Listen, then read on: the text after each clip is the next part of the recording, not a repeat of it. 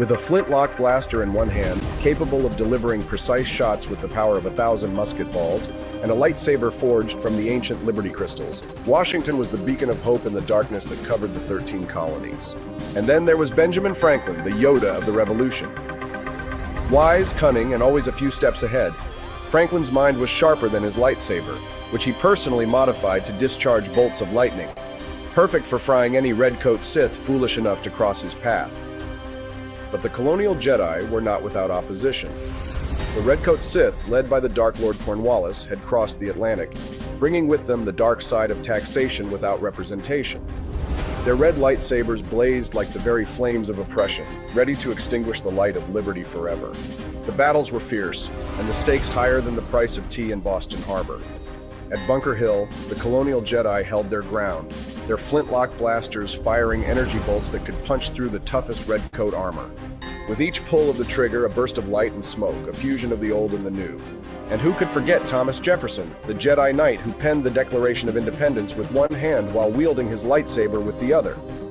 It was he who gave voice to the rebellion, declaring that all men are created equal, with the inalienable right to life, liberty, and the pursuit of happiness. Or, in this case, the right to take down a few Sith Lords. The final battle came at Yorktown, where the forces of light and dark met in a cataclysmic struggle. Washington and Cornwallis, Jedi and Sith, fought with the full might of the Force behind them. Flintlock blasters cracked through the air like thunder, while lightsabers sliced through the gloom, each swing a testament to the fight for freedom. And when the dust settled, it was the colonial Jedi who stood victorious. Cornwallis defeated, surrendered, and the force of liberty triumphed over tyranny. The Sith were driven back across the sea and a new hope was born, a republic where the force of freedom would reign supreme. But the story does not end there. Knowing that the dark side could rise again, the Founding Fathers in their final moments channeled all their power, their wisdom, and their hope for the future into one single powerful crystal, a crystal of liberty. They knew that one day the force of liberty would need a new champion, someone worthy to wield this ancient power and restore balance when the force of freedom was once again threatened. For generations, the crystal lay hidden, its power waiting for the right moment, the right person to awaken it. And then, one fateful day, it was discovered by a man named Austin Peterson, a libertarian, a modern-day freedom fighter who would fulfill the destiny set in motion centuries before. The crystal called to him, and with it, Austin took up the mantle of the colonial Jedi, determined to bring balance back to the force of liberty in the United States. Through his show, the Wake Up America show, Austin Peterson became the voice of resistance, the spark of rebellion against the creeping darkness of tyranny.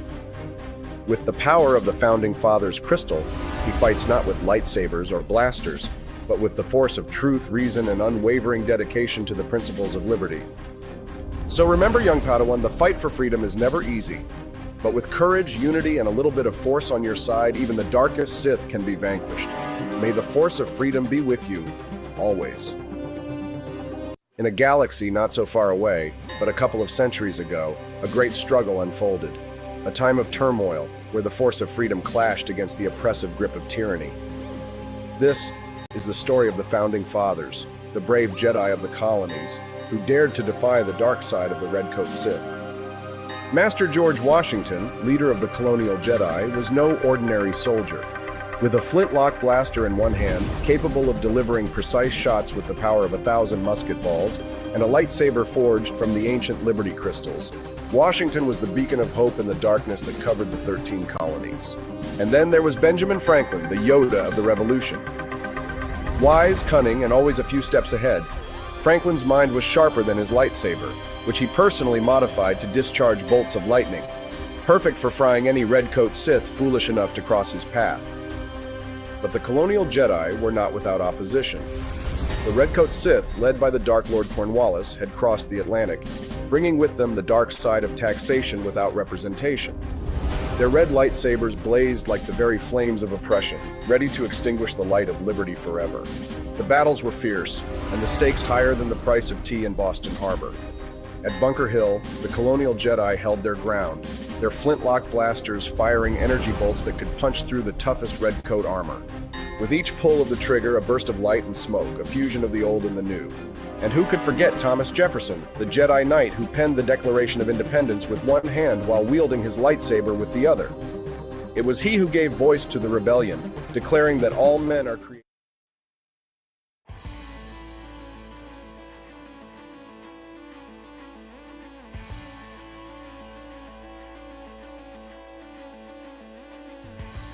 Is this thing on? Good morning. Rise in freedom. I'm Austin Peterson. You're watching and listening to the Wake Up America show on the 4 Liberty Network. Today is Monday, September the 23rd, 2024. I'm glad that you're all here hanging out with me live. Nice to see 85 of you over on Rumble. Probably about that many over on X.com as well. Yeah, we got about 92 there. And maybe a dozen or so on YouTube. We'll check on you guys here in a little bit. Thanks so much for joining us live. We're glad to have you here. There's lots of big news. Donald Trump leads in battleground states. I kept reading over the weekend and seeing this trend of articles pushing this narrative that said that Kamala Harris leads in national polls. And I'm like, okay, I can first. Okay, well, is that how we elect the president of the United States? I don't think so. God bless America, we have an electoral college. And you can graduate from college in the United States without having that kind of information. Of course, the Democrats know that the Republicans can only win an election these days through the Electoral College, which is why they want to get rid of it. Without the Electoral College, high population states like New York or California would drive the direction of this country without any say-in from states like the one that I'm broadcasting from, here in Jefferson City, Missouri, the heartland of the United States. My heart. Your heart, our heart. And we get a say in how presidents are elected thanks to the Electoral College. Glad to have that privilege living in the United States, being American. God bless it. I used to kind of make fun of the boomers who were like, if you don't like it, you can get out. But you know what? Now I'm like, when it comes to the United States, if you don't like it, you can get out. You know what I'm saying? Get out. Love America. There's plenty to love. I've got a beautiful wife, a beautiful child, and I'm working hard this morning, getting up early, producing this show in part for them. The fight for liberty continues and never sleeps, but I do for like 4 or 5 hours a night if I'm lucky. At 7:30 this morning, Maxim Lott, the co-creator of electionbettingodds.com, is going to join us to break down the numbers of the new New York Times Siena poll. New York Times is reporting that Donald Trump is leading in the battleground states. You know, the ones that actually matter, the ones that will decide the president of the United States. Well, Austin, you just said that California and you don't want, California and New York to decide the states, but you want these 7 states to be able to ones to decide the president of the United States? Yeah, I like that better. We're going to talk to Maxim. Austin, you're not being consistent. A foolish consistency is the hobgoblin of simple minds. With consistency, a great mind has nothing to do. Oh, well, then they say you are sure to be misunderstood. Is it so bad then to be misunderstood? All of the great and pure creatures who walked this earth were misunderstood. Pythagoras was misunderstood. Jesus was misunderstood. Socrates was misunderstood. Oh, such praise, Austin, to compare yourself to such perfect and amazing men with such contributions. You failed presidential candidate podcaster, you. I've racked up a few wins over the years. Hey, my detractors.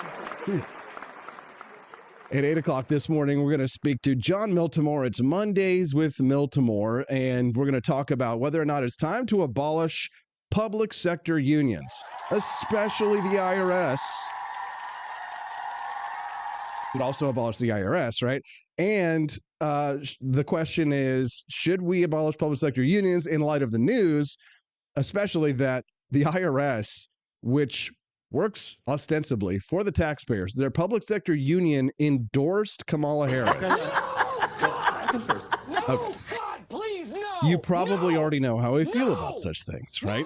I think that we should abolish all public sector unions. I don't think that it's right for government employees to be able to negotiate against taxpayers who don't have a say in the game, we don't have a say in the negotiating table. It's kind of like, in some sense, it's not taxation without representation, but it's more like representation without equal representation on the other side. You know what I'm saying? Like, public sector unions, to me, private sector unions, completely different.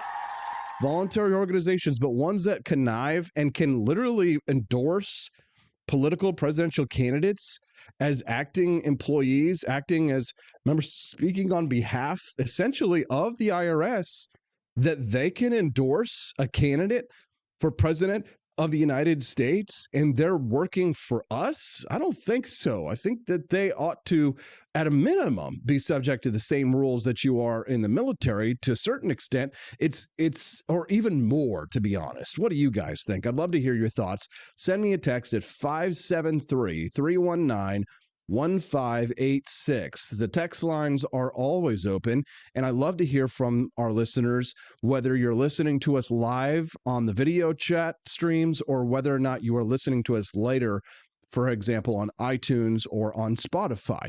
If you'd like to contact me, you can do so at 573-319-1586. Another great way to get personal with me and the whole For Liberty Network crew, though, is over on our locals page, which is burgeoning, BURGEONING, burgeoning. It's small, but it's growing. And there you can hang out with the hosts of our two new shows of the For Liberty Network we'll be launching this fall. I'm so friggin' excited. I'm going to pull my turtleneck over my face. I'm so friggin' excited about the new shows coming this fall as part of the offshoots of the Wake Up America show. Our show is so successful that it's already spawning offshoots. What are some shows that had offshoots that went on to be really successful? There have been a few, right? There were some actually that were like bigger than the original show that they came out of, but many of them were kind of like, well, we'll see though. I'm sure that my two new shows will be great, and I think you guys are going to love them. So make sure that you are a part of the forliberty.locals.com page so that you can get updates, because we might be we're definitely weeks, but maybe just days away. Well, days and weeks, obviously, if you look at things, actual time measurement. But we could be days from the announcement of the launch of the new shows. We've been working hard behind the scenes, night and days, working weekends, doing lots of training. We got a montage going on, essentially, behind the scenes of me, being the sensei, teaching karate to the two new shows you guys are going to love. Liberty Tonight, starring Brian Piotr and King Libertarian, and Culturama, starring Daniela Pensac, coming this fall to the For Liberty Network. We're going to have a lot of fun with the new shows too. We're going to have them on to discuss news and topics, and they're going to be completely different from the kind of approach that we take here on the Wake Up America show, so that you guys have something new and interesting to watch. It's not just like me doing a radio style show like this. So story-wise, topic-wise, today we'll speak to John Miltimore at 8 a.m. about the IRS endorsing Kamala Harris. And then at 8:30, it's going to be just you and me. I hope we have time to get to this story today, because I think it's super critical, talking about our health, how pediatricians created the peanut allergy epidemic by recommending that children avoid exposure to peanuts until age 3. Doctors inadvertently turned a rare issue into a major health problem. If you thought that the overexertion or the strenuous push to remove peanuts from public life might have a deleterious effect, deleterious, DELETERIOUS. Did I get it right? Deleterious? Morning, Frankenbeans. 76. That's a good number. Love to see you here, buddy. First time that you've been here on the show. First time I've seen your name, at least. Maybe I just didn't remember. Getting older, as you can see, gray hair. I was tempted to diet this weekend, but I decided not to after my mother-in-law out of nowhere just complimented and was like, Austin's gray hair looks nice. Well, thank you. My vanity is assuaged.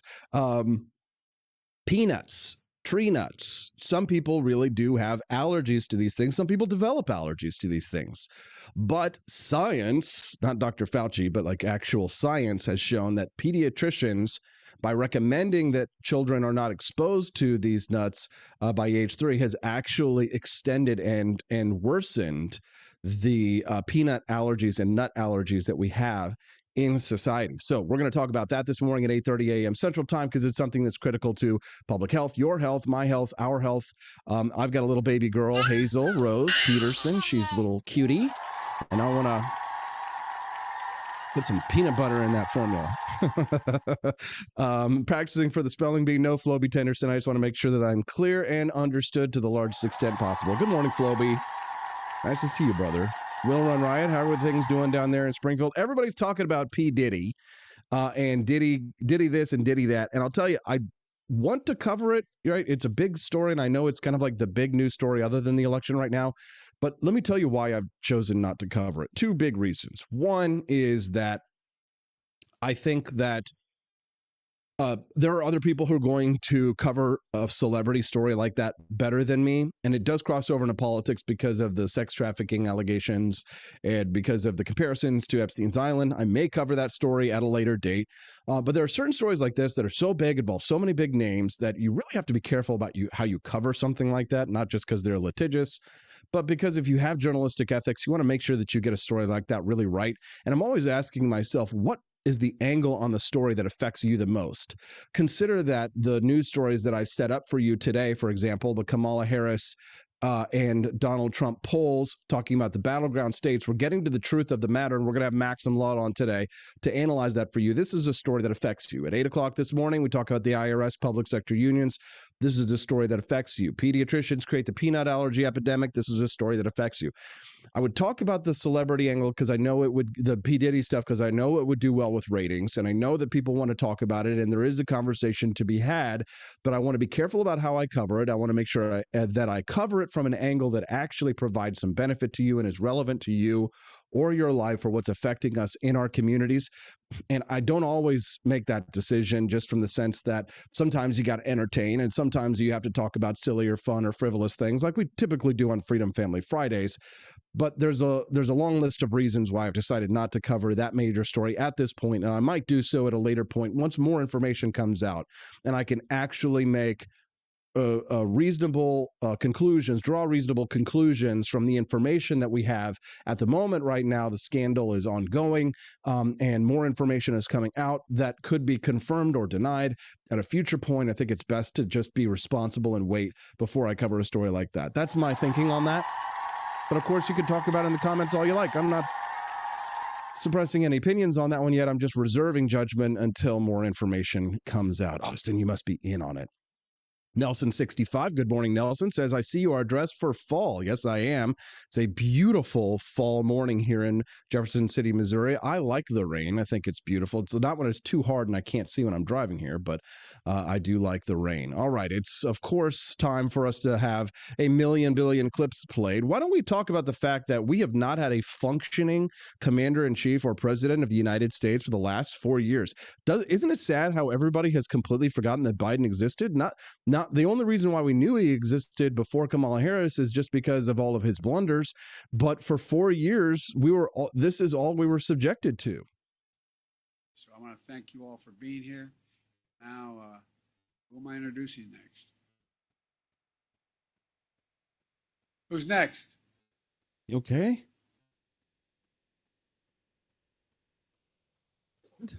Distinguished guests, the Prime Minister of the Republic of India. So I want to thank you. Did you forget that you had the Prime Minister of India up there? How about this moment there, this odd moment at this event yesterday with Joe Biden?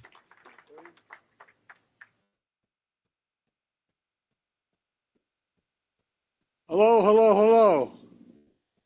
By the way, that little thing up in the air there, don't worry about it. It's not armed. Okay, it's a helicopter joke. All right. Well, and the president did have at least 20 seconds of lucidity yesterday when asked about the conflict in the Middle East. Are you worried about rising tensions in the Middle East? Yes, I am, but we're going to do everything we can to keep a wider war from breaking out. And we're still pushing hard. Thank you. Have you made your decision to allow Ukraine to use long-range weapons? No. Well, think about everything that's happened since Joe Biden took over foreign policy-wise that has been detrimental to the United States. We have suffered as a nation. The world has suffered from a weak American president. This is why it's time to bring back this guy. What are 2 things you do to stay healthy? Well, I used to play golf a little bit. That gave me, so I don't know, but it seems to be quite a dangerous sport in retrospect. Seems to be quite a dangerous sport in retrospect. Okay, funny. Okay, so I played at a golf tournament this weekend, and I was really mad because I made the joke about how, at least there's not an AK-47 pointing out at us from a bushes. And like, I made it in front of this group of guys who are most of them pretty right-wing conservative fellas at the the annual Northeast High School alumni golf fundraiser that my dad and I go to with my nephew. It was a good time, but I made this great AK-47 in the bushes joke, and like nobody got it. I'm like, is anybody watching the news or like paying attention to what's going on here? Austin failed. Told the joke. Everybody walked away like I just like took a dump on the middle of the green or something like that. Anyway, so yeah, golf, dangerous sport. Golf's a beautiful sport, recreation sport. But here's a man who actually has his sense about his wits about him. I try. I do the best, and I try and get some. I do, but proper hamburgers. But I like perhaps all of the wrong food. But then I say, does anybody know what the right food is? You're I right had people about that. lecturing me for years. Oh, don't eat this, don't eat that. They're gone. They have passed away long ago. The thought And keeps here I am. Bad point. God, he's been around long enough to remember the food pyramid. They're like, Mr. Trump, don't eat all this. You need to eat all that. But let's be real here, because I know a lot of the crunchy granola type people out there are saying to themselves, yeah, but Donald Trump likes McDonald's and KFC and he drinks sodas and things like that. And it's like, true. But you have to remember, like most of the destruction that's going on for people's lives is not necessarily just the food that they're eating. That is absolutely a big part of it, right? But it's like 1/3 of the battle. Another third of it is lack of exercise, and he does play golf and seems to be pretty active. But also another 1/3 of it has to be the booze, the drugs and alcohol. People, especially people who do not do drugs or who have not been around drugs. When you're in the Midwest, sure, there's a lot of people who have drugs, but if you're kind of like middle class to like above, you don't really hang around people who are doing lots of drugs. It does happen if you go to parties growing up in high school and stuff like that in the Midwest or things like that. But like most of the society is pretty conservative Christian, and they're very teetotaler if they're Southern Baptist culture like what I grew up in, right? So the concept of like what drugs and alcohol can sometimes, the ravages of what it can do to the body can sometimes be lost on some of these people. There's many conservative Christians in the Midwest who have had family members who struggle with addiction or drugs or alcohol, and they absolutely do know what it is. But when you don't have experience with people who have destroyed their bodies with drugs and alcohol, it can be difficult to suss it out. You may just, because you're not thinking about the fact that they're doing blow on the weekends or a little snorting a little H here and there, right? And then, or maybe that they're drinking a little more than they should, right? You may not think about it. You may not be familiar with the long-term impacts of it, but Trump is not a drinker. He doesn't do drugs, and he never has, to my knowledge. And so therefore, a lot of his health could be tied to the fact that he doesn't do drugs and alcohol, and he has fairly moderate exercise. He lived in New York, and yeah, he rides in helicopters and planes and things.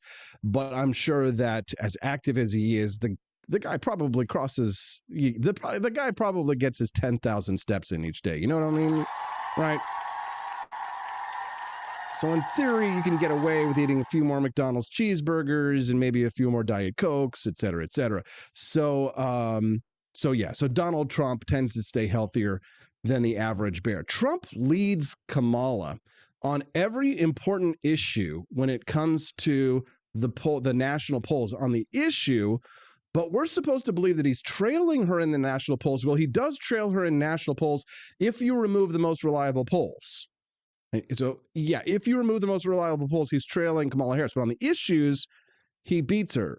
Bill Maher called out Kamala Harris over the weekend on her electoral success. Take a listen to this. And as a former prosecutor, Kamala was putting criminals in jail back before liberals decided that was a bad thing. That CVS is locking the shaving cream behind plexiglass, Democrats are coming around to her again.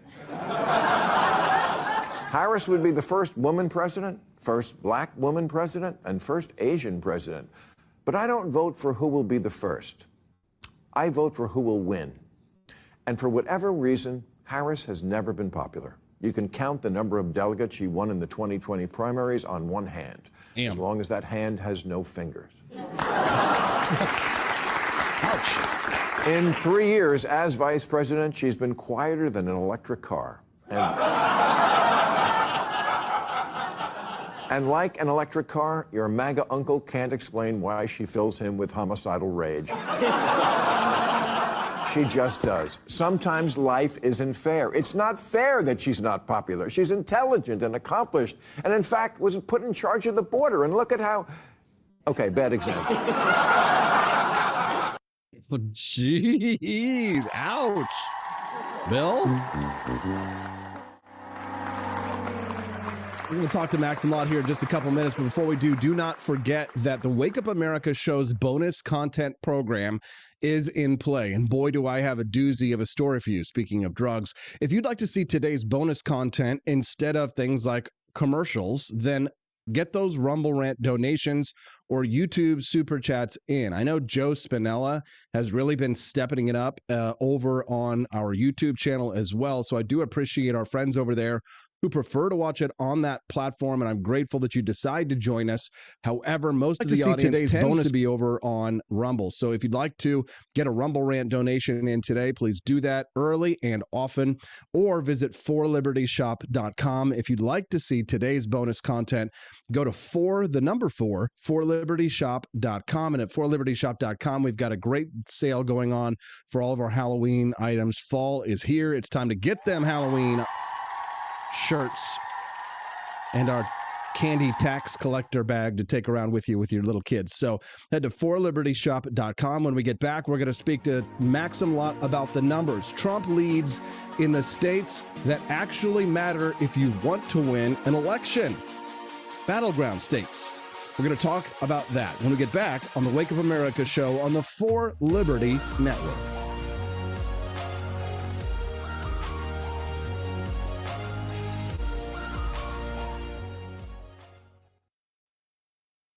Haunted by high prices and big government? Don't be a ghost of your former self this Halloween. We've got shirts that'll keep the ghouls and the government off your back. Inflation's scarier than any haunted house, but hey, why not turn it into a costume?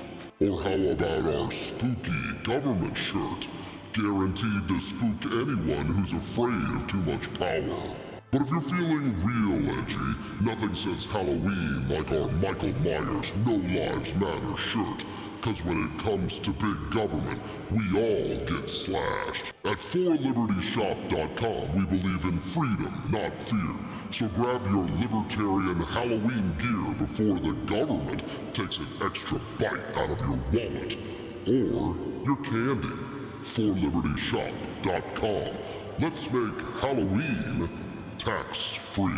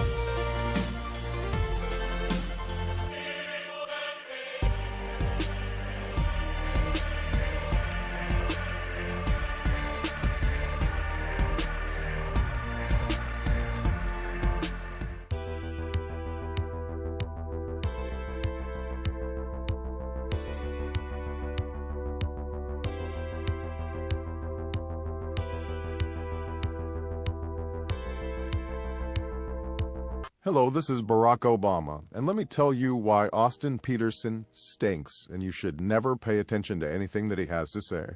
First of all, he's a libertarian, and we all know libertarians are idiots. They don't realize how important government is to everything that we do. I recently became aware that Austin has opened up a libertarian shop at apforlibertyshop.com. Now, I'm asking you as a personal favor to me that you never ever visit apforlibertyshop.com.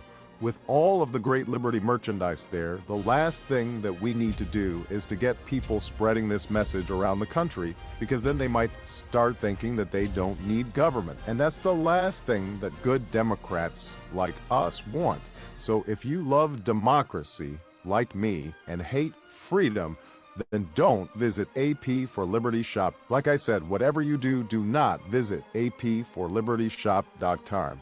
I'm Barack Obama, and I approve this message.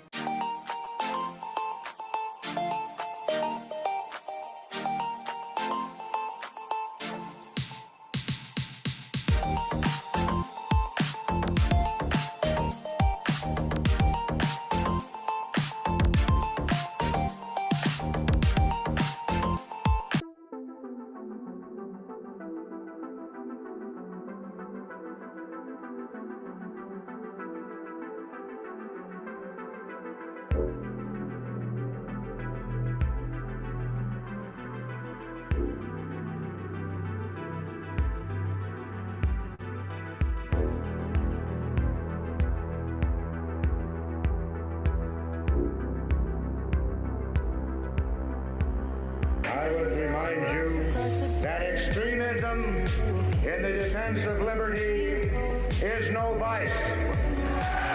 It is better to settle these matters in the courts than on the streets, and new laws are needed at every level. But law alone cannot make men see right.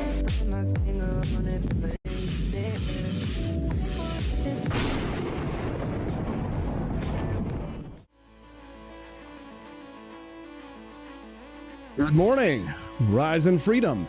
I'm Austin Petersen. You're watching and listening to the Wake Up America show on the 4 Liberty Network. Thanks so much for tuning in, especially if you're joining us live right now on the Wake Up America show. I'm your host, Austin Petersen, and this is a 2-hour live stream 5 days a week. It's a great way to start your morning the American way, fighting for economic freedom and personal liberty. That's what I stand for, the principles and values that I cherish.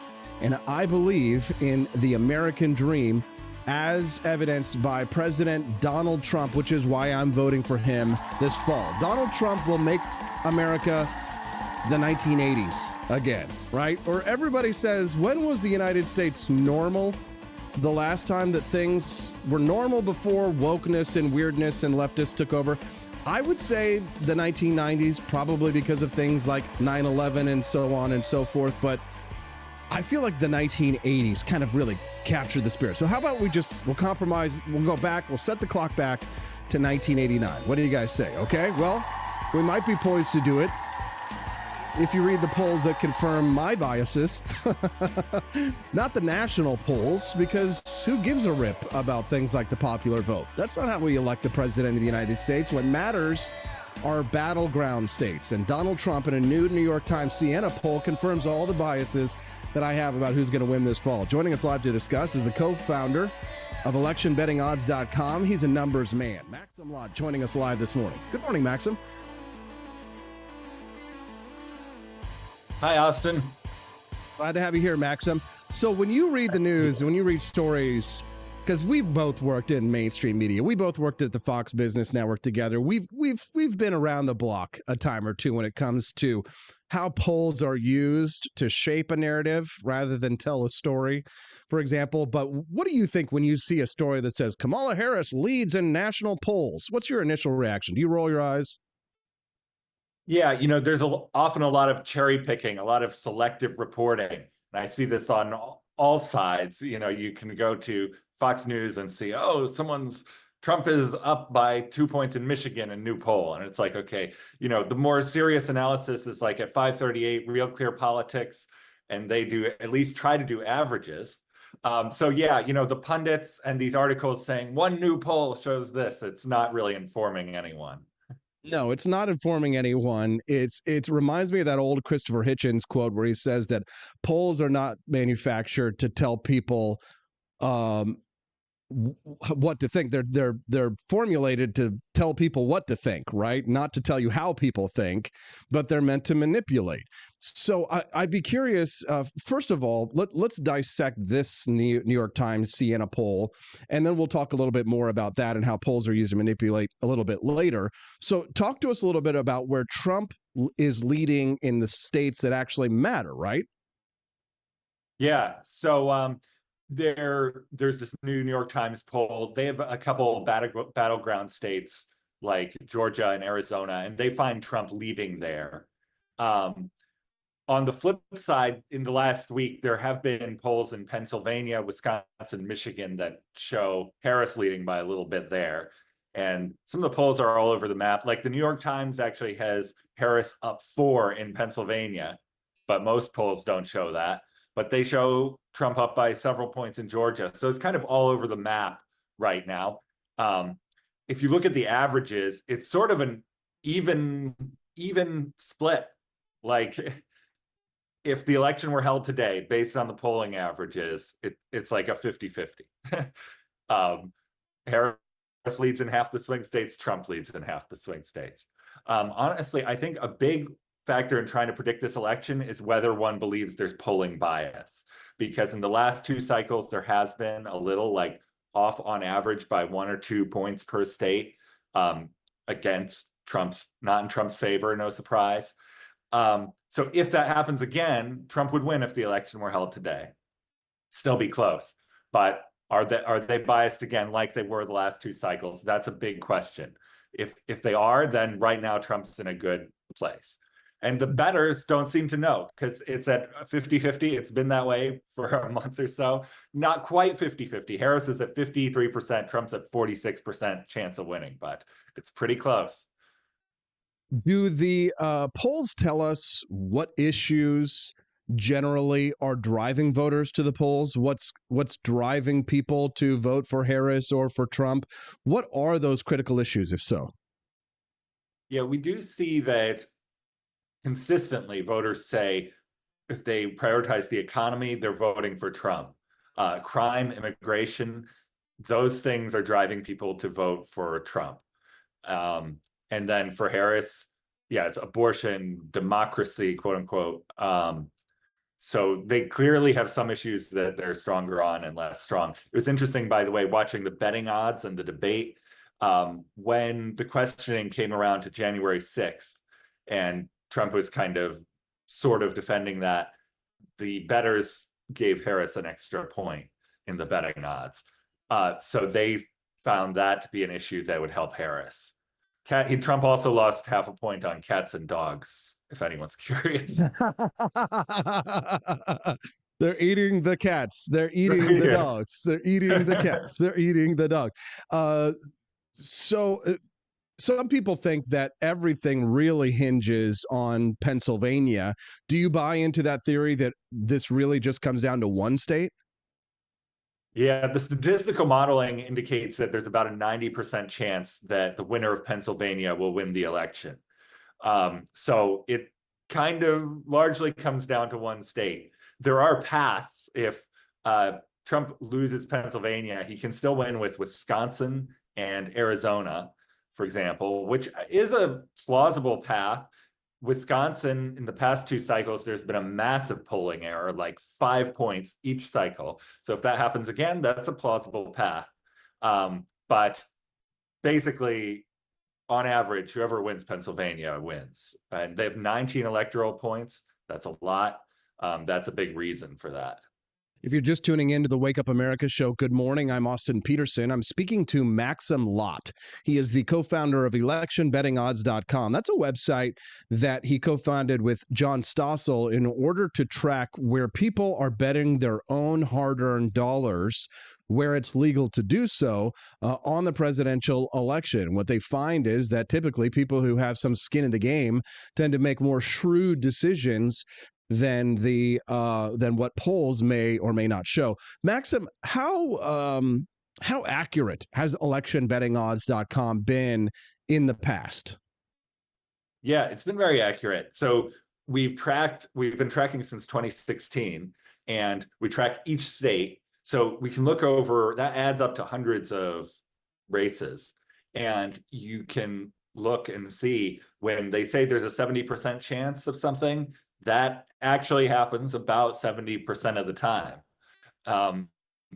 So they're pretty accurate on that front. That doesn't mean that sometimes it's a little hard to understand probabilities. You see, okay, Trump's at 20%, but he won, so the betting odds are wrong.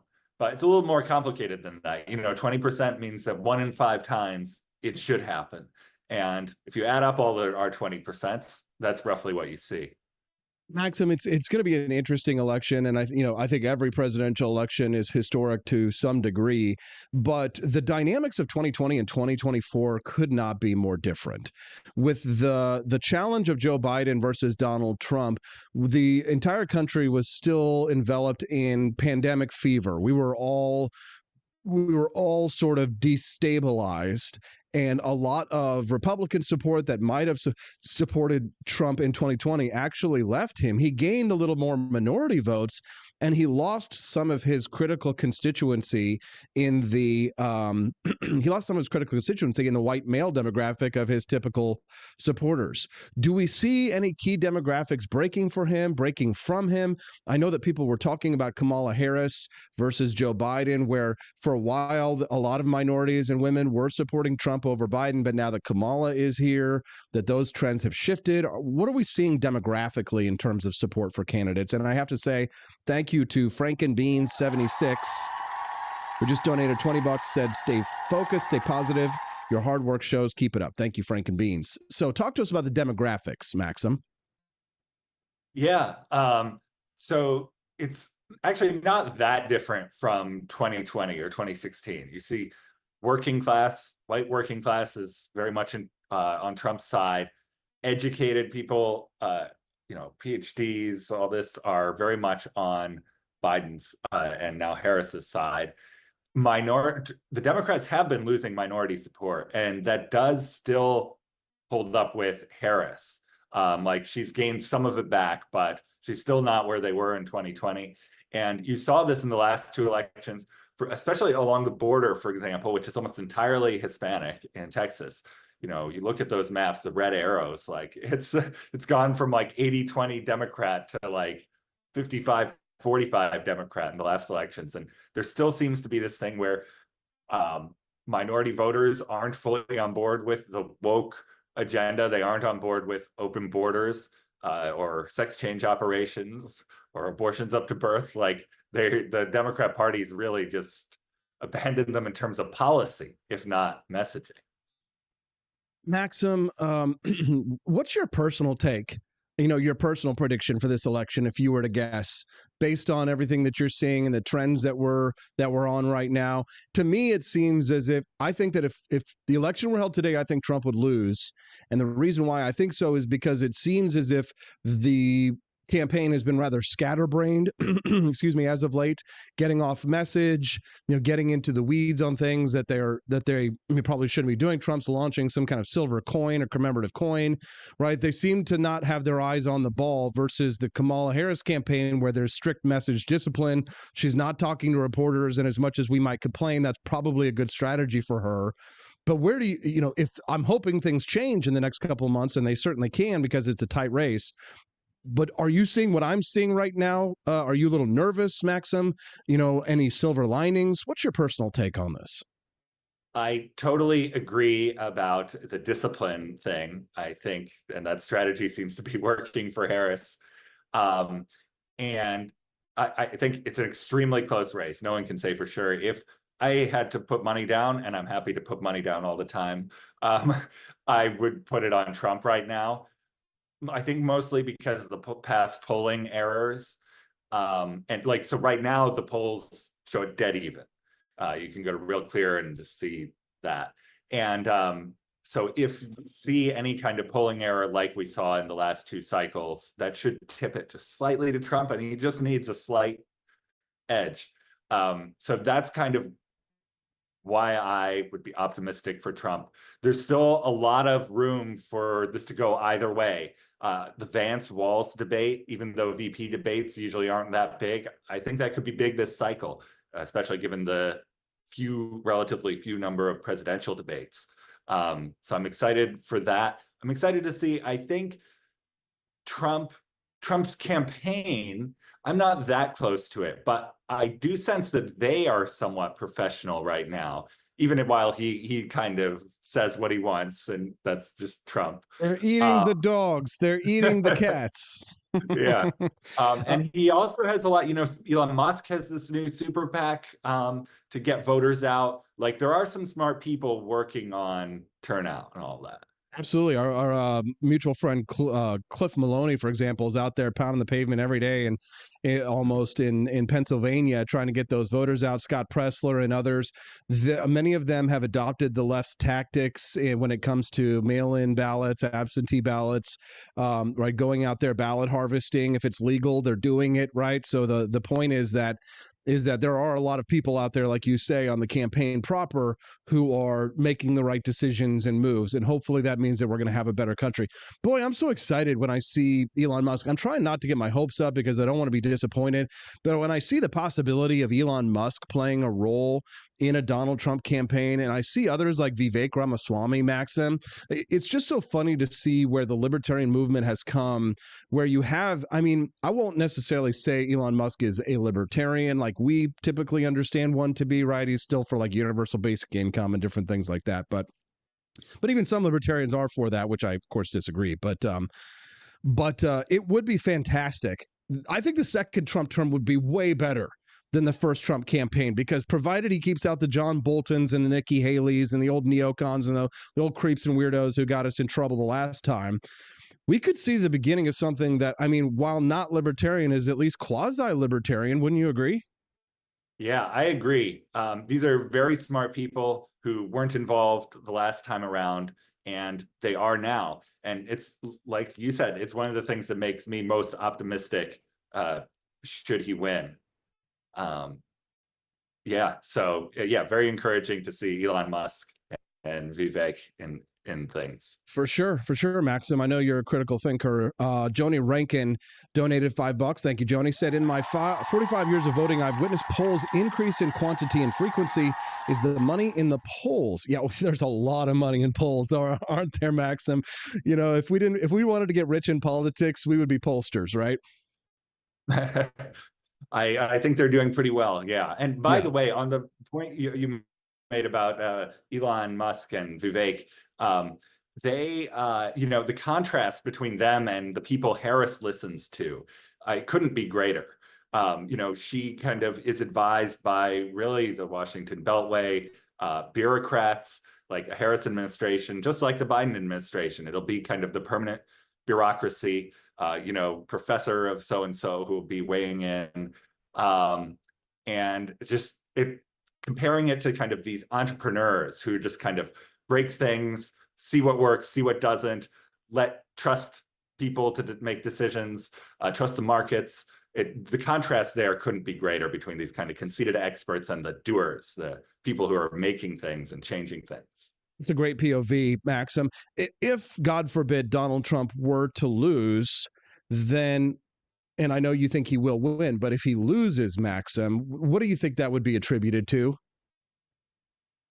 Yeah, I think it's just the candidate discipline thing. If he ran, if he ran a traditional campaign, I feel like he could, or were more disciplined in the debate. I think he could have done it. It is a high stakes election here. If he loses, there's a decent chance he could go to jail. Which wouldn't be great, I think, just for the country. And the courts as well, like the Democrats have had 4 years to kind of start restacking the lower courts in their favor, and they'll get another 4 years of that. So by the end, the Republicans might still hold the Supreme Court, but the Democrats will start holding the rest. Regulations to, everything from even election betting, which I follow. The Biden CFTC has said they're going to ban election betting. It's working through the pipeline. It would go into effect by next year. Things like that could be affected by the election outcome. And there are 100 regulations that, neither you or I are tapped into that will also be affected by who's in charge. Maxim, your appearances on this show are always appreciated because of your insightful commentary and your timeliness on the election. We're very thankful that you're so generous with your time this morning. So I want to give you an opportunity. If you'd like to plug something or something you'd like to share with our audience right now, this is your opportunity.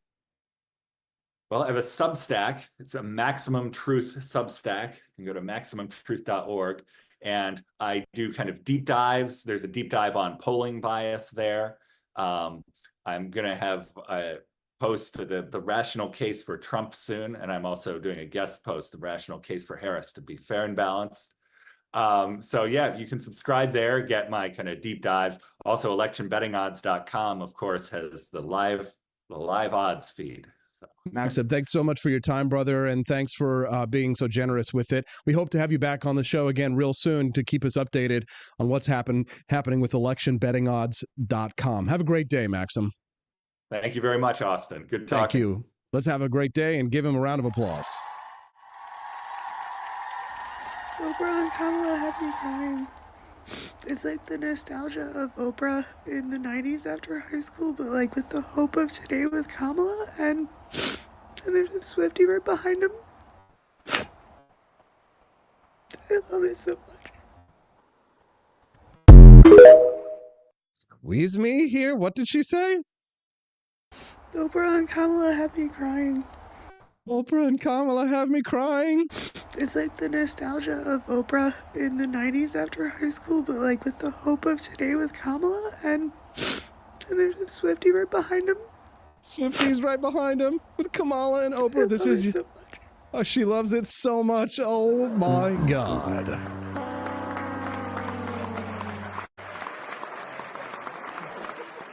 This guy's got Kamala all figured out. Because I have a plan, okay? On my first day in office, we are going to dedicate all our funds to figuring out how to get the spaghetti sauce out of Tupperware, okay? And that is going to reduce American expenses on Tupperware, okay? And that's going to put the money back into what we are calling an opportunity economy, okay? Because we are not going back. We are not. And this former president would like you all to spend money on glass Pyrex. I remember growing up with my mother. There was a small business, and they served everything in these little takeout containers. And we would go home, okay, as you do. And we would use them. We would reuse them, okay? That's the America I grew up in. I was not given $1 million baby formula in a golden chalice that was heated by holding it between the thighs of a manservant. Okay? And I did not file for bankruptcy 6 times. Oh my gosh. Do you know why you love watching the Wake Up America show? Is because you're going to get great, insightful interviews like what we just had with Maxim Lott. Wasn't he awesome? Brilliant. Even-handed, critical thinker there on the Wake Up America show, and you're going to get the most fun, funniest clips, political clips to start your day. How dare you? The Wake Up America show is the best, so it's time to click that like button. You damn right. Click the like button, and if today's your first time watching the Wake Up America show, it's time for you to accept Christ, and then click the follow button, right? Jesus walks. Jesus walks with me. Have you accepted? Have you made your decision for Christ? Always be closing. Today's the day. Click the follow button. Come back and join us again tomorrow at 7 a.m. Central Time. The Wake Up America show streams live in 5 days. 2 hours, 7 to 9 a.m. Central Time. This is part of your programming. You will watch the Wake Up America show 5 days a week. You didn't just come out of nowhere. These kids today don't know what they're talking about. You came as part of a group, didn't you? I don't know what's wrong with you young people. Yeah. You think you just fell out of a coconut tree? That's right. You exist in the context of all in which you live and what came before you. There you go. So, why are you laughing? I can first. So be a part of our community and click the follow button underneath the stream so you can come back and join us Monday through Friday, 7 to 9 a.m. Central Time. It's a great way to start your day. We've got lots more incredible content for you today. John Miltimore joining us live in a little less than 10 minutes. He is from the American Institute of Economic Research. The public union that represents the IRS endorsed Kamala Harris. It's time for us to have a discussion about public sector unions and their role in American society. You can have your voice heard on this topic by texting that number that you see at the bottom of the screen. And if you can't see the bottom of the screen, I will read it out for you. 573-319-1586. 573-319-1586. One listener did text us earlier and said, get rid of public sector unions. Yes, the teachers union first. First time texting us too. Good morning. One person concerned about North Carolina now in play because the GOP candidate is bad. I don't know that it's that the GOP candidate is bad. It's that he allegedly said some bad things on a forum for people who engage in adult content online, and therefore he is bad. At this point, I mean, I know that we're supposed to be running, Republicans. I know it's a party of family values, but I mean, if somebody says you visited an adult website at some point in your life, just say, yeah, I did it. I don't do that stuff anymore. Or maybe I'm married or whatever. I got kids. And, I was a young man and I was a straight heterosexual male and we have things called sex drives and that kind of stuff. And then just write it off. I mean, and you're like, oh, well, you said you were a black Nazi, he says. So it's like, people got kinks, man. Like, why are you kink shaming leftists? You know what I'm saying? Don't kink shame. There's a lot of Democrats who have kinks where they feel like they want Republicans to, but we shouldn't talk about that. It's a little bit too early here in the morning, right? Right. Okay. I can first. So we're going to talk to John Miltimore in about 5 minutes about this video clip. I don't know if I could play this. Yeah, we're going to talk to John Miltimore about the IRS and public sector unions. But should I save this one? I'm going to play it. It's too funny. You've got to see this one to believe it. But let me play it first. And for those who are listening to the audio version later, I'm sorry, but you're missing out on the full force of this video clip. Watch this. What is something weird about conservatives? There is almost a cultish vibe, I feel. The way they operate within themselves, they refuse to listen to outside people, they're refusing to learn, essentially.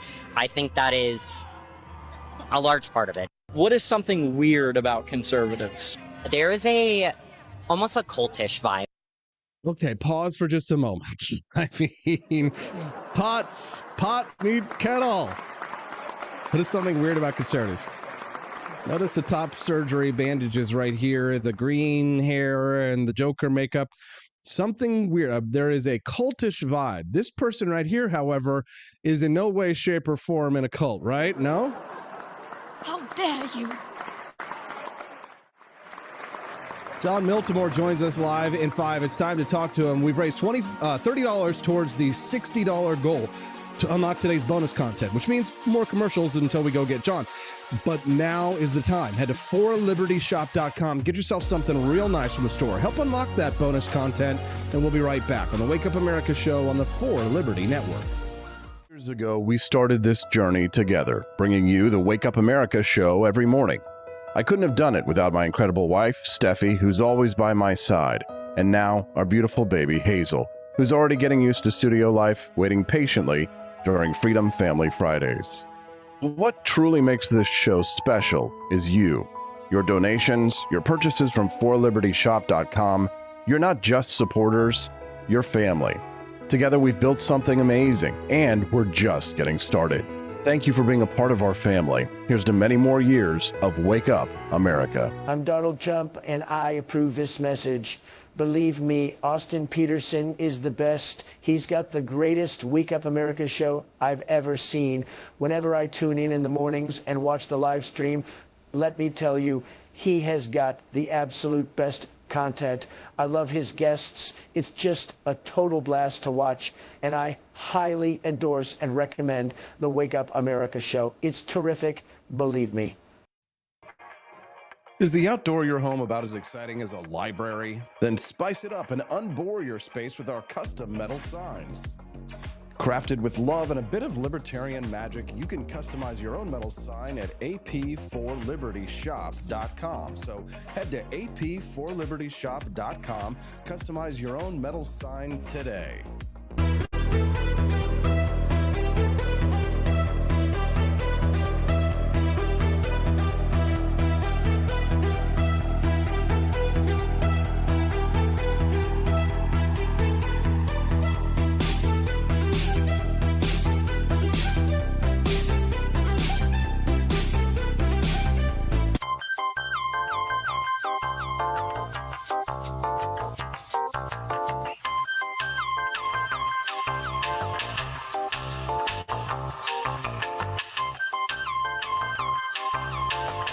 Welcome to a world of vocal discovery at Peterson Voice Studio.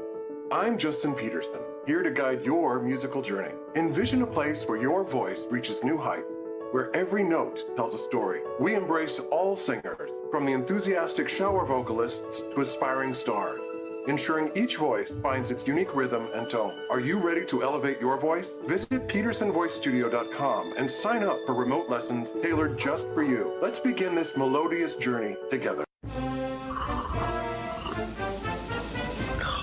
Tired of spending your hard-earned money on woke corporations that don't share your pro-freedom values? Fed up with sipping liberal lattes and progressive cappuccinos? Introducing Founding Flavors from AP for Liberty Shop. Get your day started with Washington's Revolutionary Roast. As robust and principled as the man himself, this blend is the shot of energy heard round the world. Or maybe you want to taste the fervor of freedom with Adams's Patriotic Perk. It's as dynamic and balanced as the U.S. Constitution, sure to awaken your spirit of liberty. For the aficionados, we've got the Jeffersonian Java, a complex mix of flavors that speaks volumes about your refined tastes. And don't forget Betsy's Liberty Lullaby, our decaf option, crafted with the same care and dedication Betsy Ross put into our Star-Spangled Banner. This blend lets you enjoy the taste of freedom anytime without losing sleep. No woke beans here, folks. Just pure, patriotic, pro-freedom flavors brewed with love for liberty. So why compromise your principles for a cup of coffee?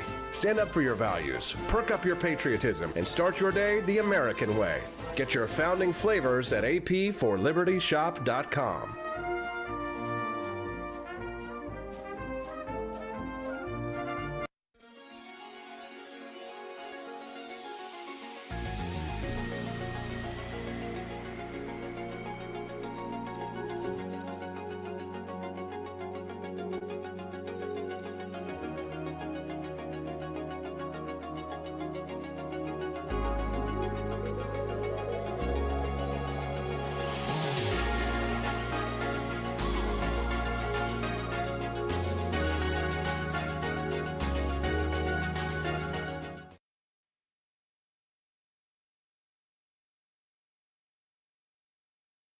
See, not so far away, but a couple of centuries ago, a great struggle unfolded.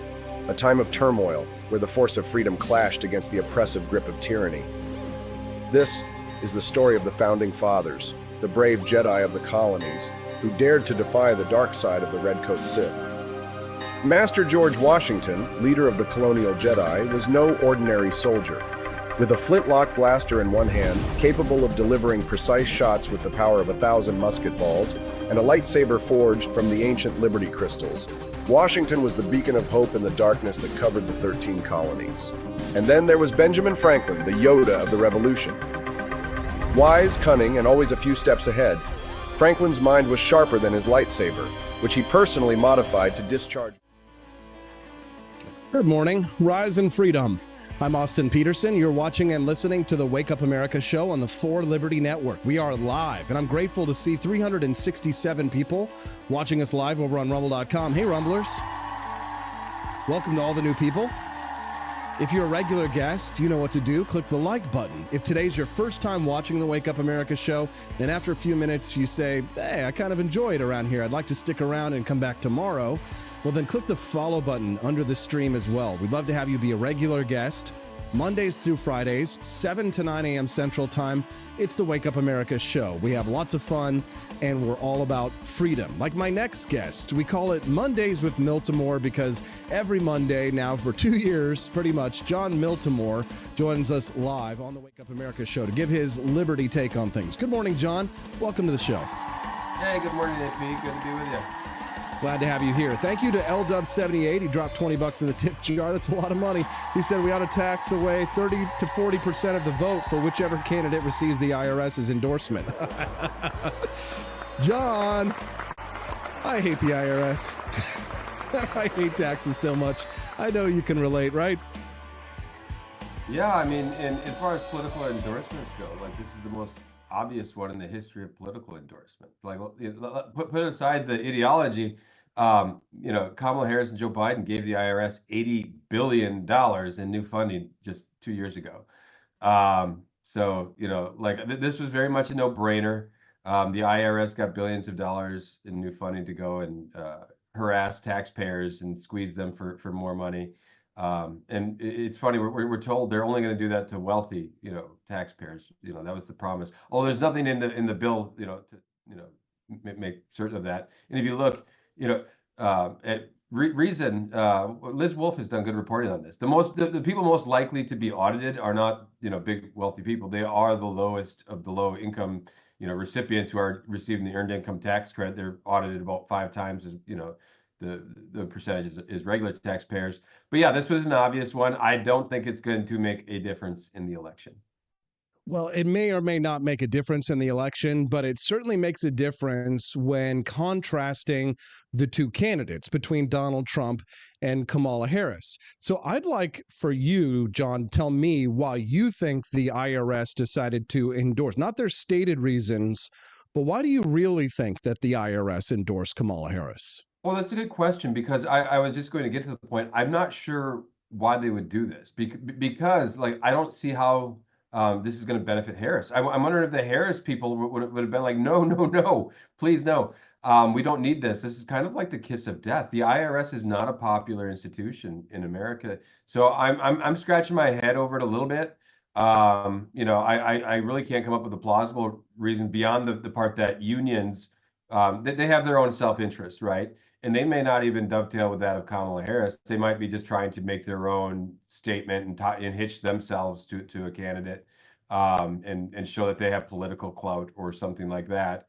But I was a little surprised to see this endorsement at all. John, that's coming from a point of view of someone who's reasonable.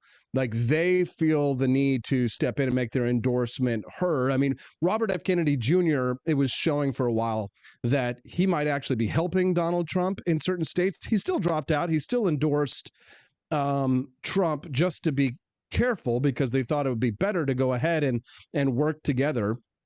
But isn't this the case where the IRS is in a similar situation where they're like, maybe we would hurt them with this, but just in case, we want people to know that in case there are some IRS lovers out there. And John, I know we can't relate, but there are people out there who are like, I pay my taxes and they think it's patriotic, right? This might be like, I'm going to do my patriotic duty and vote for Kamala Harris because the IRS says so. Those people exist, John. I'm not saying they don't, but they were already voting for Kamala Harris, right? The truth is, and I won't pretend I have a PhD in political science or anything like that. I don't. But right now, it seems like candidates are fighting for that last 2.5% of the vote that's undecided, or 3.5%. If you had a PhD in political science, I'd think that'd probably be to your detriment there, John. Honestly, yeah. I think you were a little. I'd talk a little slower. Yeah, but no. In all seriousness, we're fighting for that tiny percentage of the people that still claim to be undecided. I don't see this actually flipping anyone. Now, maybe it's sending a signal. I don't know how many employees. I should have looked before the show. How many employees work, for the IRS? It's certainly thousands, if not tens of thousands. It's probably tens of thousands. 93,654. So almost What is the 100,000. total? 93,654. So maybe it's sending a signal to us, like as IRS workers, like, okay, hey, here's who we're voting for. Again, it's in DC. I imagine most of those work in DC. We know where that's going. Kansas The City, election's but going to come down to 7 swing states, right? I mean, really, that's what we have, 7 battlegrounds. And if you look at that, it's a pretty, some of these are very tight races. But this endorsement, it's kind of fun to talk about. Like I said, it's kind of the kiss of death for Kamala Harris. I think it's one that there's a reason we're talking about it on the show. Like, the IRS is not a popular institution, and for good reason. We all live in fear of being. I'm afraid to talk about it on the show. I might piss them off, and suddenly, like we're going to get audited. And if you think that they wouldn't do something like that, I think, I've got a bridge to sell you here. I remember I was having a disagreement with a local public official on talk radio a few years ago. He went and tracked down my house where I live, did an evaluation of the value of my property, and looked up like what I'm paying in property taxes. And then brought it up on the radio when he was talking about me in terms of the valuation. And I'm just sitting there thinking to myself, I don't think he kind of realizes the implication of what he's just done and shown to the public of what government officials are willing to do and how vindictive they can be against people who are their political opponents. So it's not just some flippant remark that you just made in terms of how punitive the government can be when it comes to prosecuting their political opponents. Because I was working, for example, in Washington, D.C. in 2013 for a Tea Party group, Freedom Works, when Obama's IRS started going after our 501c3 and 501c4 statuses, specifically Tea Party organizations, because we were the ones who were the biggest organizers against Obama and his agenda. So they absolutely, Lois Lerner and the IRS, look it up if you weren't, sort of out of Plato's cave at that time in your life or career or what have you. So I absolutely believe that they would be that vindictive, John, which is why I do, everything in my, power to obey the law to the greatest extent that I can, because hell, everybody commits at least a couple of felonies a week, at least from what I've read, which means they can go after any of us at any time, which of course is the problem. But I'd like to talk to you now about the problem of public sector unions, John. I'd like you to give me your libertarian take on whether or not you believe that people ought to be able to negotiate against a party which is not represented in the contract. Essentially, do you believe that public sector unions have a right to exist? No, like I don't. And if you go back, like this isn't some crazy right wing or libertarian thing. FDR was one saying, no, this makes no sense. We can't be putting government in the taxpayers against each other in this fashion. I think it's a very bad idea. I don't think this is something we should be doing. Like, if you want to unionize in private sector, that makes perfect sense. In the public sector, it's very counterproductive and nasty. And I think it really does help explain why society is so politicized. You look at the things that are most politicized, it's their public sector unions that have organized around, whether it's schools or the IRS or whatever. And these unions, they know how to play politics, and they play hardball, and they create a lot of problems. And they have one thing in mind. It's not the benefit of the public good. It's how I can get more for our workers. And that's what unions do. And people are like, well, that's just what they're, that's a good thing. Like, well, no, it's not. Not when you're putting their interests at the expense of taxpayers or children in schools, right? That's where we should be focusing our attention. Like we're serving kids. It's not our job to be looking after the interests of workers. But you see unions do this all the time. And a bad teacher isn't just, they're not fired. You look at where the strongest unions are, they're moved to a different classroom, or they're put in a room. This is a real thing. You're put in like a rubber room where you sit there and, because you're on some sort of arbitration that it's going to take 2.5 years to solve. So no, I'm all against that. But just for a minute, I want to go back to, you mentioned the Lois Lerner stuff. And it's a great point. I remember that and how chilling that was. But I think we have more recent examples of the IRS, being politicized. And I think it goes with both Biden and Trump. And correct me if you think I'm wrong here, but most recently with Biden, we saw Matt Taibbi was audited after he was doing all the Twitter files stuff, right? Very creepy. Out of the blue, Taibbi's not, he's not a super wealthy guy. He's just but he's very outspoken. He's an investigative journalist that makes a lot of people in power uncomfortable. Exactly. And right after he's exposing this, they go after him for that. I think that was politically motivated. But I'm going to go back and also go back to the Trump era. A lot of people forget this one. James Comey, Andrew McCabe, both audited, right?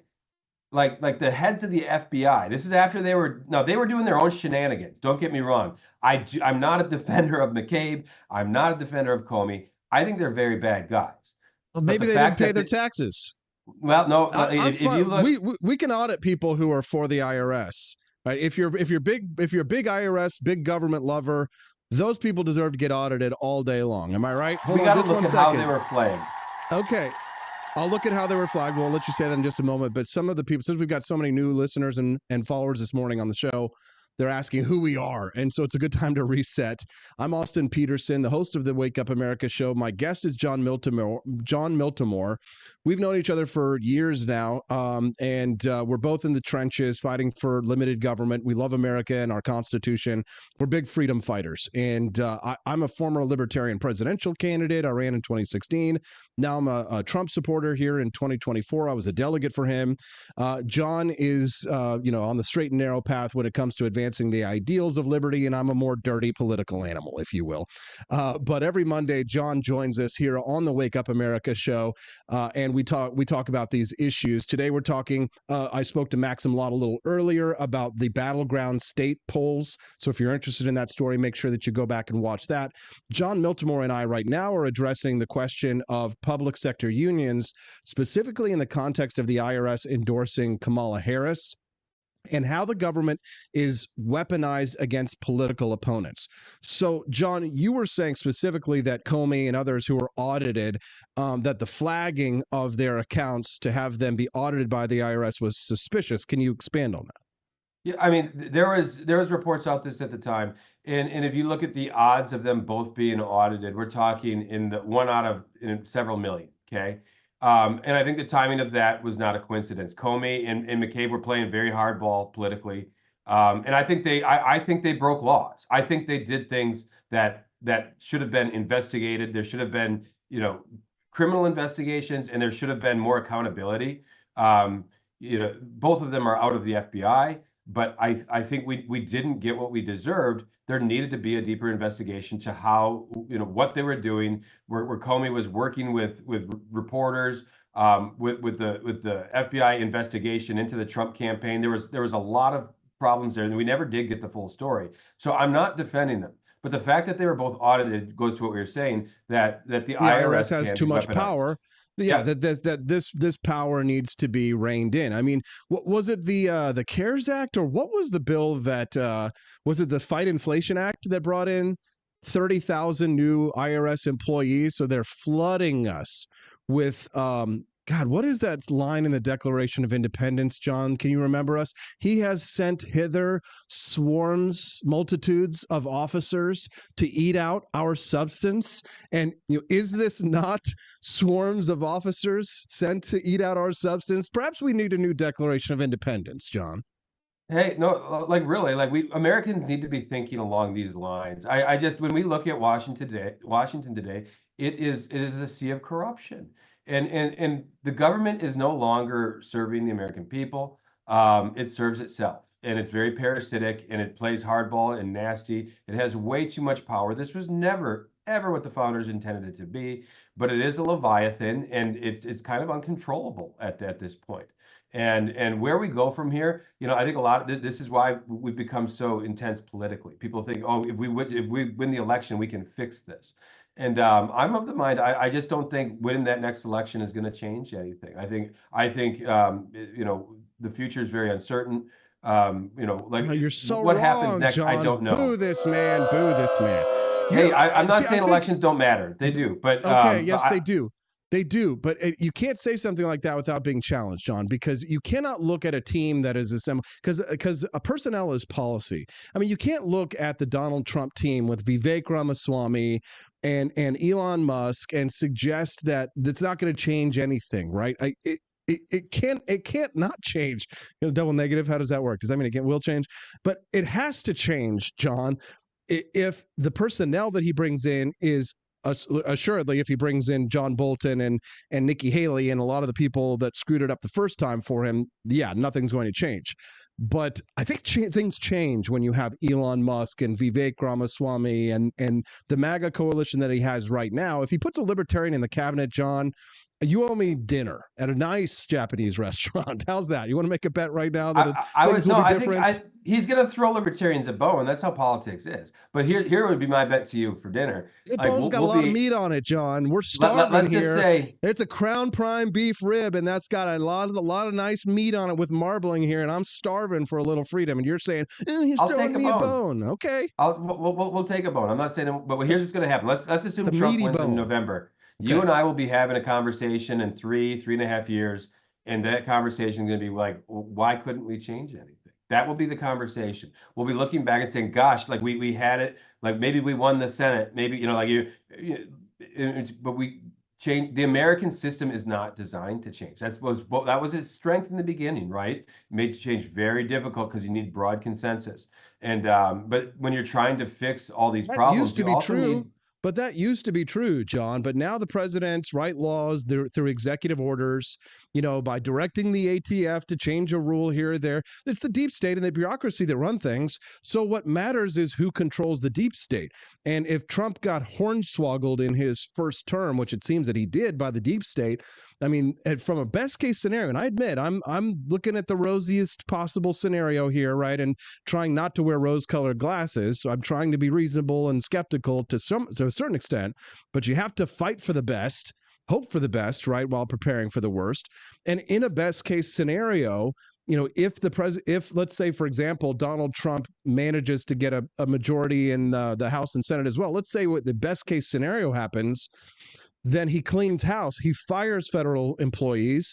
They change the rules. They create the unitary executive theory, which actually Judge Napolitano on my show last week defended. He agreed, and maybe it was because of the way I set up the question. I'm very sneaky, but the way I set it up is that should the president of the United States have the power to fire anybody who works for the executive branch? Answer, yes, right? That's a unitary executive theory. So in a best case scenario, if he fires tens of thousands of federal employees, we're not going to be having that same conversation. Nothing changed, John. A lot will have changed. And Trump did a lot of good in his first term. So, I mean, how can you just kind of plod that old, tired libertarian line at me when you know I know better? Yeah, no, because I listen to Trump, too, and he does not strike me as a person that actually wants to cut government. If you listen to Trump, listen to his rhetoric now. He's talking about, putting caps on credit cards, and interest in things. He's talking way more like a populist than somebody who's serious about limited government. I think Trump wants to use government for good. That's sort of, it's like the ring of power, right? It's Boromir. Like I'm going to take the ring, but I'm going to destroy Mordor with it. I think that's closer to Trump's mentality. He wants to use government and use it in a way that he thinks is going to be good. I don't see him serious about slashing government. I do think Musk is. I do think Vivek is. Well, I see the reason why, and this is, I know that this opinion is not going to be shared by a lot of people, but here's what I am seeing, okay, is I watched a video on the New York Post last week where they were praising J.D. Vance because of his lack of devotion to free market fundamentalism. They were praising J.D. Vance because they were saying, finally, someone in the Republican Party who's not tied to free market orthodoxy and stuff, right? Like, I'm supposed to be excited about that, but I'm just kind of like, right? So fuck off. But I listened to that and I thought about it for a little while. And then I read another article of what J.D. Vance is proposing. And I actually have the article here pulled up. I'm sorry I didn't prepare you for this, but since this conversation took this turn, here's what I'm reading now at the New York Post. Democrats slamming J.D. Vance over Veterans Affairs, the Department of Veterans Affairs, privatization comments. So earlier this month, Republican vice presidential hopeful J.D. Vance suggested a bigger role for private health care at the Department of Veteran Affairs, and the Democrats are now attacking him for that. First of all, that was in my presidential campaign plank, was privatization of the Department of Veterans Affairs. So when I hear things like that, and I know what J.D. Vance's past is, and I recognize that, John, as sad as it is, and you will probably admit that this is true, whether we like it or not, our ideas are not very popular right now in the United States. Freedom is not popular. It's very rarely popular because people also don't like the associated responsibility that comes with it. They'd love to just be on somebody else's teat. Republican, Democrat, socialist, progressive, left, right, makes no difference. It's all big government, statism, authoritarianism to people like you and I. But I think they might be, and I know that this sounds crazy, they might be lying. They might be lying. And I don't want to call people a liar, but let's just think for a moment that what if, because Trump did some libertarian things when he was president. He did some things, some spending and some, stuff that you and I know would not agree with. But I'm talking about that bone that they're throwing us, right? It's more like a Kansas City Crown Prime beef rib from Jack Stack, downtown Kansas City, smokehouse, $75 a rib bone, right? And some meat on it here. Libertarians have gotten nothing for so long. I mean, J.D. Vance is talking about privatizing the VA. He's getting attacked by the Democrats over. What if they're lying about these big government things? What if they really do want to slash government? But like you said, the Constitution gets in their way because they have to go through the processes to do it, right? Have you ever thought about that? Maybe they're lying about the whole, we want government to run government. I have. The truth is, this is my view. I don't think Trump is a very, we'll say, philosophical person or ideological person or principled person. Trump he believes in Donald Trump, and he's going to do what works. The kind way of putting it is he's a pragmatist, right? And being a pragmatist, he's going to sell some of these populist parties, even policies, even if they're bad, because he thinks it's going to help him win. But you're right. He when he was president, he did a lot of deregulating. He did something. I think he has some instincts that are good. And then he's got his tariffs and his price controls and all this stuff that's right out of like the Biden-Harris playbook. But I think you're right. I think these are what you have in this sense. He's not that different than Biden and Harris. They have people telling them like, look, our research shows this can turn these independent voters. And if we sell this message, and it's all about winning at this point. But I think, to go back to my point, that's part of the problem. Americans don't like freedom. They don't like, and that's dangerous. I think things are going to have to get worse before they learn to appreciate it. That's kind of where I come down. I think it's going to have to take like an Argentina style turn. If you look where Milei is popular in Argentina, and he's doing what needs to be done. But it took they're starving real bad. Yes, it got to like when you get inflation, 200%, 300%, annualized inflation. When you get poverty at 60%, yeah, people start to look at what the government's doing. They're like, well, this is terrible, and they learn. But Americans, I think things are going to have to get worse. But things will have to change. We have like a $36 trillion national debt, which is right around the corner. When you look, we have like $1 trillion in interest, every few months now, right? Like it's increasing at a staggering rate. This can't go on forever. There is going to be some sort of either change happens or it's going to be some sort of economic cataclysm where the dollar globally, people just suddenly turn off. What it looks like, I won't claim to know, but this can't go on forever. There will be change, and whether what happens during a Trump presidency or a Kamala Harris presidency, something we'll have to wait and see. Or maybe the next one. He needs the right advisors. And, if Elon Musk and Vivek Ramaswamy are whispering in his ear, I think we're in a better place. Hopefully Senator Rand Paul and Thomas Massie are able to cozy up to him. But at this point, we just don't know what's going to happen. Steelbringer dropped $2 in the tip jar. Thank you, friend. Says, Trump's approachable and can be talked to about methodology. We saw this in his first term. He just cares about results. Just take him golfing or have dinner. Lay it down respectfully. There you go. We need Javier Milei, Vivek Ramaswamy, and Elon Musk to take Donald Trump out, play some golf, and convince him of the superiority of the fundamentalism of free markets. I like that idea, and he should be hanging out with Milei a little bit. Milei might rub off on Trump. No, I hope so too, because if there's anybody who represents what I believe the most on the world stage, it's Javier Milei, right? Like I used to say that the active politician who represented me the most was Ron Paul, but now that he's retired, semi-retired, when I look out there, I mean, here's somebody who became president, the actual president of a nation. Now we get to actually see our ideas put into practice in real time with a country that admittedly had been decimated by inflation. But I just can't help but think that 5-10 years from now, John, the conversation you and I are going to be having is not necessarily about, you may be right about what you said about not a lot changes 4 years from now. I'll give you that. But I think that 5-10 years from now, Argentina absolutely will not be the same nation that it is today. Can we agree on that? Absolutely. No, and there is a roadmap for this, and this is what we have to look at. And like this is something writers in the United States need to be watching the developments there. Like we're watching an economic experiment, take hold right now, and it's really an economic miracle we're seeing happening right now. There's just more and more good news leaking out. Even like the people that had the rosiest predictions, I think, are a little bit surprised. And I'll call myself like when you have decades of economic problems, like fixing those overnight. I mean, it's not easy to do. And I'm not saying Argentina's out of the woods yet, but they're fixing these problems quicker than even I anticipated. And I think you're right. In 5 years, in 10 years, we're going to see just an incredible transformation. Meanwhile, here we're going to see a different kind of transformation if we don't correct this soon. John Miltimore, you join us every Monday on the show. It's called Mondays with Miltimore. You've been doing that now for 2 years. It's our 2-year anniversary here on the Wake Up America show this month.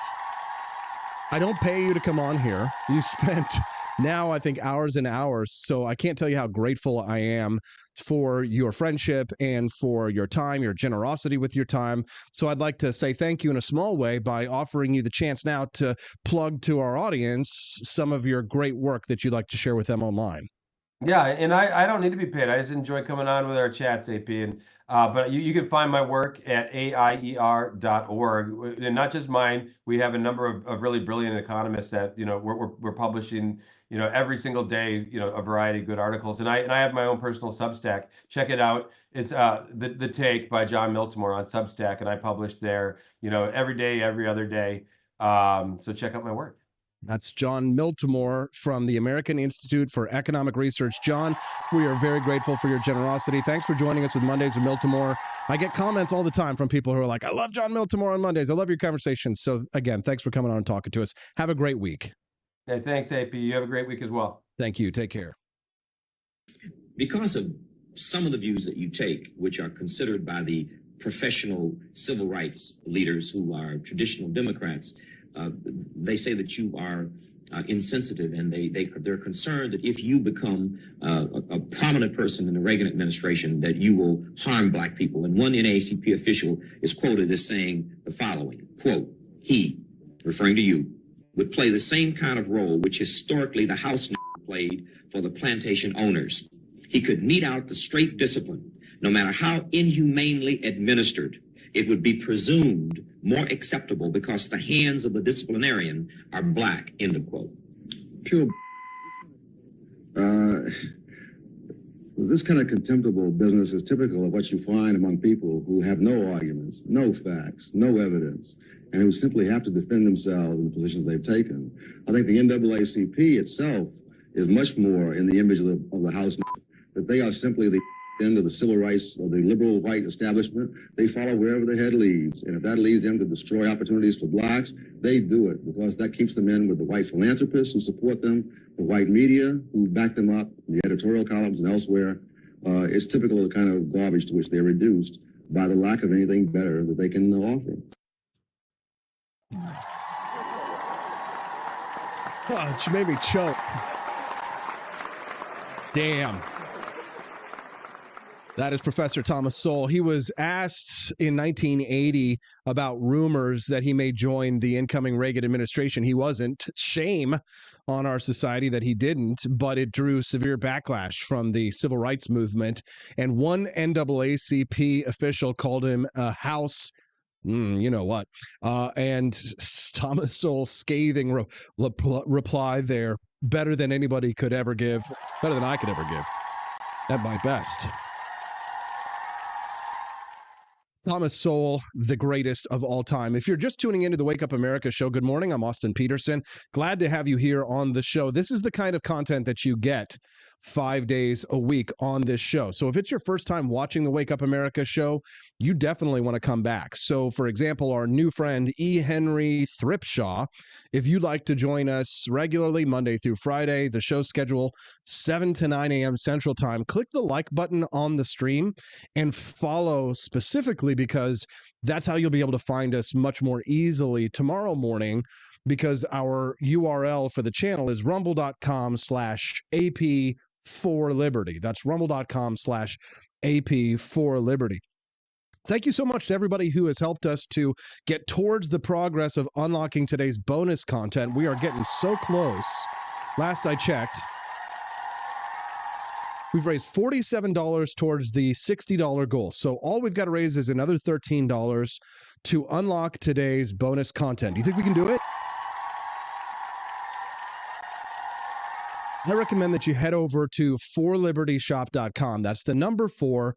The For Liberty shop is a great way to get great patriotic merchandise to wear to annoy your liberal neighbor. Or delicious coffee I drink every day called Founding Flavors. And the Founding Flavors coffee brand is exclusive to forlibertyshop.com. My wife and I designed the brand around our founding fathers, George Washington, who has his own coffee, Revolutionary Roast, delicious medium roast.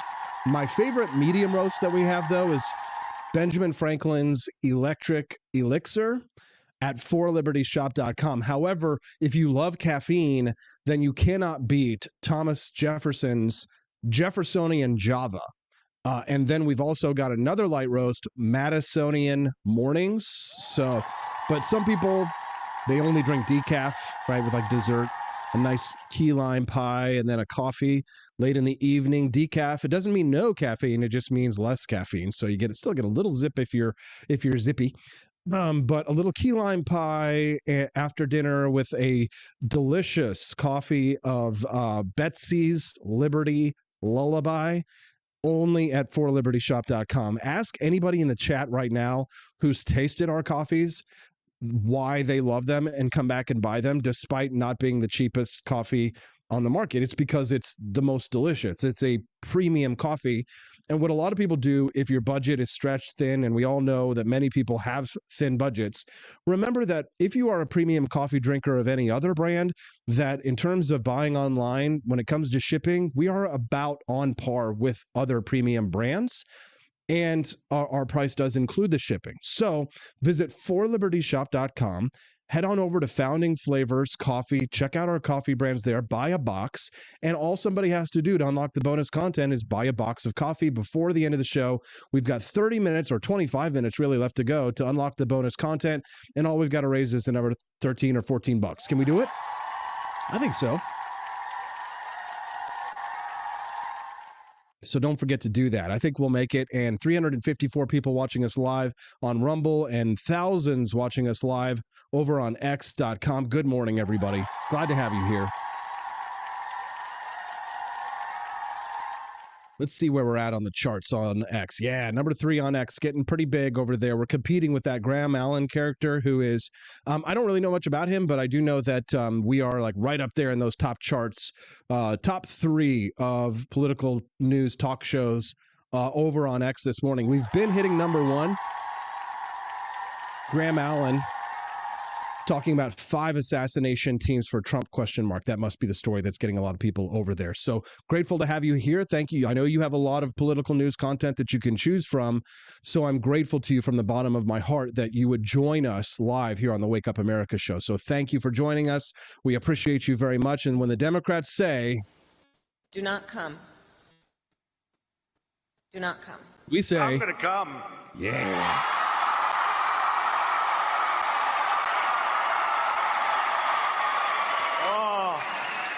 But off of politics here for just a couple of minutes, I wanted to talk to you about this story from the Wall Street Journal. And I also have a new Bow to Your Sensei segment where I talk about my experience as a Japanese karate instructor here in my small town of Jefferson City, Missouri, and talking to you about fight dynamics, violent confrontations, and the like. So hopefully we'll have time to get to the Bow to Your Sensei segment. We'll get to that in just a few minutes.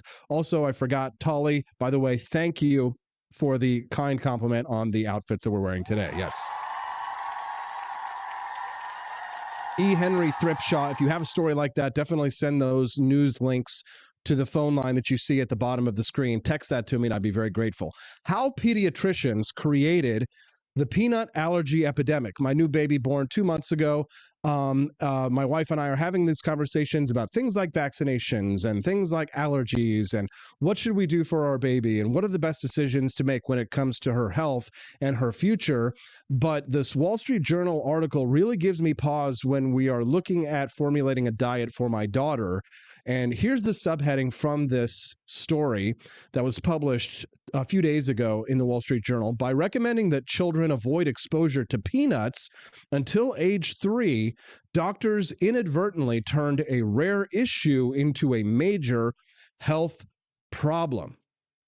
The article starts with a quote. "Hi, my name is Chase and I'll be your waiter. Does anyone at the table have a nut allergy?" the waiter asks. My 2 Johns Hopkins students from Africa looked at each other perplexed. "What is it with the peanut allergies here?" one asked me. "Ever since I landed at JFK from Cameroon, I noticed a food apartheid. Food packages either read contains tree nuts or contains no tree nuts." He told me that even on his connecting flight to Baltimore, the flight attendant had made an announcement. "We have someone on the plane with a peanut allergy, so please try not to eat peanuts." "What's going on here?" one of them asked. "We have no peanut allergies in Africa." "Well, that you know of, sir." The professor that he was with looked at them and smiled and said, "In Egypt, where my family is from, we don't have peanut allergies either."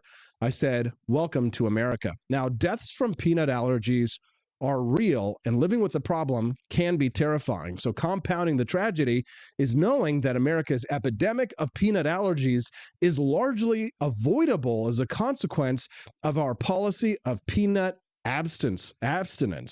Fascinating stuff. The peanut allergy began, or the panic began, in the 1990s when the media started covering the stories of children who died of a peanut allergy, and doctors began writing more about the issue. In fact, peanut allergies at the time were rare and mostly mild. In 1999, researchers at Mount Sinai estimated the incidence of peanut allergies in children to be only 0.6%. But starting in the year 2000, the prevalence began to surge. Doctors began to notice that more children affected had severe allergies. Now, I wonder if testing, the increased testing might have something to do with that. Let's find out. What had changed wasn't peanuts, but the advice that doctors gave to parents about them. The American Academy of Pediatrics, the AAP, wanted to respond to public concern by telling parents what they should do to protect their kids from peanut allergies. There was just one problem. Doctors didn't actually know what precautions, if any, parents should take. Rather than admit that, in the year 2000, the AAP issued a recommendation for children 0 to 3 years old and pregnant and lactating mothers avoid all peanuts. Now, I think that you know where I am going to go with this, and I will continue reading this article with you, but let's go ahead and go there because I think that I might be reading your mind, maybe you're reading my mind, maybe your ears are burning. I'm starting to pick up the transmogrification of the signals, or what is it, ESP, Dr. Professor X going on right now. I think I have ESPN or something. So I think that we're all smelling what The Rock is cooking this morning, and it's Austin 316. No, it's Austin Peterson AP for Liberty, right? Thank you, Steelbringer, for that donation. We are so close to the goal. I think now we're only $11 away from unlocking the bonus content. But the American Academy of Pediatrics, so they wanted to respond to public concern by telling parents what they should do to protect their kids, but they didn't know what to do, right? So in order to feel like they were doing something, they did the wrong thing. And This is very indicative of a conversation that we as libertarians have about government when it comes to unintended consequences of problems that are created when, rather than when you see a choice, people think, oh, well, sometimes the best decision is you got to make a decision, right? But sometimes the best decision is doing nothing, and doing nothing is a decision. You've decided to do nothing. It is a decision in itself. Sometimes the best decision is to not do anything. Sometimes when you don't know the answer to something, you shouldn't say. Right? There was this meme that was going viral over the weekend from some snooty elitist left-wing magazine that showed this guy ostensibly like a right-winger when it was in the context of the pandemic, and he was looking over the shoulder at his wife who was walking away, who was saying, "Hey honey, come here. I found some information that all of the world's top scientists and scholars and PhDs missed." And it was a way to denigrate the intelligence of people who do their own research online and what they find out. And then the wife is supposed to be the leftist pro-science liberal who is laughing at the concept or the idea that someone would be able to find, some regular person might be able to find some information. Oh no. So, they're supposed to just trust the experts. We're supposed to trust the experts. Now, when it comes to pediatric health, would you listen to the American Academy of Pediatrics? Yeah, absolutely. But the problem is that they didn't know what the hell they were talking about when it came to peanut allergies. You see, there is this challenge that we have as parents, right? Where when making decisions to get the best outcome, health outcome, there is so much pressure from all sides, not just from science and academia and the snooty left coast, barbaric, authoritarian, tyrant, Dr. Gigglesworth scientists with jabs ready to come at us all and make it all mandatory. You've got to balance those people who want to control your life with the crunchy granola, smoke a lot of weed, did the research on the internet only, no experience in medicine people who are also pressuring you. You've got to eat the animal fat. You got to melt the beef tallow and feed it to the baby. I'm telling you, it's better than formula, right? And they're bullshitting you because they don't know what the hell they're talking about either.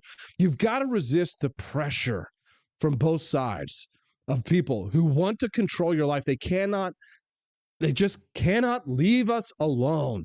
Right? They have to micromanage our lives. Because you know what it is? The American Academy of Pediatrics, nobody wants to look stupid, right? Nobody wants to say, I don't know the answer. But sometimes the most intelligent man is the one who admits he doesn't know the answer. I would rather follow the man or the woman who says that they don't know the answer. They're trying to find the truth. That's who I want to follow. They can't find the answer yet. That's the person I think who's probably going to be able to arrive at that solution rather than the person who says, no, we've removed all doubt. And then now look at the public health emergency that we are creating with exposure to things as simple as peanuts and tree nuts. The AAP committee was just copying what someone else was doing. This is what socialists and communists have to do to get their economies working. They just copy the work of capitalist countries. They're like, what should be the price of fudgesicles if we can get them on the shelves at all? Oh, it's $3.99 in capitalist countries. Okay, well, we're just going to make it $3.99 here, even though it costs $3.99 for us to get them here into Moldavia or whatever, Moldova, Transylvania, and then we're not going to consider the supply laws of supply and demand at all, right? But the AAP committee was following in the footsteps of the UK, their socialized health system, which 2 years earlier had recommended total peanut abstinence. I mean, okay, I can first. Yeah, so the AAP, following in the footsteps of the UK's health department, just copied their work, said, okay, well, they're saying this, so therefore it's the case, right? That recommendation was technically only for children at high risk of developing an allergy, but the AAP authors acknowledge that the ability to determine which infants are high risk is imperfect. Using the strictest interpretation, a child could qualify as high risk if any family member had an allergy or asthma. So many well-meaning pediatricians and parents read the recommendations and thought, oh, well, why take chances, right? A generation of pediatricians adopted a simple mnemonic device to teach all parents in their offices. Remember, 1, 2, 3, age. 1, start milk. 2, start eggs. 3, start peanut products. But despite these efforts, the problem got worse. And by 2004, it was clear that the rate of peanut allergies was soaring. Emergency department visits for peanut anaphylaxis, which is a life-threatening allergic swelling of the airways, skyrocketed. In 2016, Parkway District in St. Louis County, Missouri, reported 957 students with documented life-threatening food allergies, most of which were to peanuts. The rate had increased just 50% from just 6 years prior and more than 1,000% from a previous generation. In response, many schools enacted peanut bans, and as things got worse, public health leaders have been doubling down. I mean, if only every parent would comply with the Pediatrics Association guidelines, they thought we as a country could finally win the war against peanut allergies. But they were wrong. They were wrong. Now, the way that they found out about this is a fascinating story. It involves a children's snack that kind of led to this eureka moment. I saw someone mentioned it earlier, but it was these Bomba snacks. They were Dr. Gideon Lack in 2000. He was giving a lecture in Israel on allergies, and he asked pediatricians, how many of you are seeing kids with peanut allergies? Only 2 or 3 raised their hands. Back in London, nearly every pediatrician had raised their hand to the same question. So starkly different results in 2 different countries for how they were treated. So he was startled by this discrepancy, and he kind of had this eureka moment. Many Israeli infants are fed a peanut-based food called Bomba. And this was not a coincidence. He quickly assembled researchers in Tel Aviv and Jerusalem to launch a formal study. It found that Jewish children in Israel had 1/10 the rate of peanut allergies compared with Jewish children in the UK, suggesting that genetic predisposition was not responsible as the medical establishment had assumed. Thank you, Dr. Lack. After October 7th last year, I had a lot of debates with libertarians about Israel versus Palestine and Hamas. And many libertarians who are more foreign policy isolationists than myself were criticizing my point of view on what Israel contributes to the world versus what Hamas and the Palestinians contribute to the world as one of the reasons why I support civilization over barbarians, for example. And they were sneering at my, Austin was like said, they have patents. Like, who gives a shit about patents? But I mean, these are the kind of medical advancements and knowledge that we get for the simple fact that Israel actually contributes to the world meaningfully and positively versus the Hamas terrorists and Hezbollah terrorists. God bless Israel. America first, Argentina second, Israel third, I like to say. Andy Opperman just donated $20, gets us over the bonus content point. Thank you, Andy. You can always count on you. He says, turns out the Malthusian pedophiles running things might not have our best interests in mind. Who would have thunk? Thank you, Andy. Yes. T-Mill22 says, digging in dirt as a child does give an immunity to many guarded allergens. Good, clean dirt. Absolutely. And thank you very much. The Bomba peanut butter puffs that they give to children was a snack that helped to reduce peanut allergies. There's a big, long rabbit hole we could go down on that one, but I just want to say when it comes to the question of trust your experts, it's good to get information from pediatrician, but man, as my wife and I learned, like even with her birth, there's a lot of times that you can't trust those doctors sometimes that are a little shady. They don't listen to you. They don't do the homework. They don't care as much as they used to. I don't know about you, but I grew up in the 1980s, and I actually remember family doctors who knew who you were, knew what your ailments were, could look out for things, were looking out for your health long term, rather than this transactional insurance-based system that we have right now in the United States. It's a corrupt medical system run by companies that are not just for profit, but they are for profit at the taxpayer's expense, guided by, controlled by, and owned by big government. These big corporations collude with government and create these associations that actively work against our interests because they do not care for us, and they use the government to control us and leading to worse public health outcomes. Can I get an amen? Get an amen. The Wake Up America show is brought to you by viewers and listeners just like you and Andy Opperman and others who help to support the Wake Up America show's mission to support the ideas of economic freedom and personal liberty. It's not just one show now. It's now 2, 3 shows. The Wake Up America show is now a full-blown network. 2 brand new shows coming soon. We're so close to announcing the launch date for Culturama and for Liberty Tonight. I've been working on them behind the scenes to bring you incredible content that I think you are going to be blown away by when you see what we have coming for you this fall. So make sure that you are following us on our locals page, forliberty.locals.com. And on that page, you will be able to stay up to date with all of the information and stay in contact with me directly when we're not streaming live and see our brand new shows, Liberty Tonight and Culturama, which we will be announcing soon. So the Wake Up America show, this podcast, which is 2 years old at this point, has spawned 2 more shows and a full-blown Liberty network that exists independent of mainstream media, independent of the corporations, and independent of some of the mainstream media, like alternative media titans that you may be tired of hearing from all the time. Maybe it's time to lift up some new voices on the right. What do you say? Would you agree with that?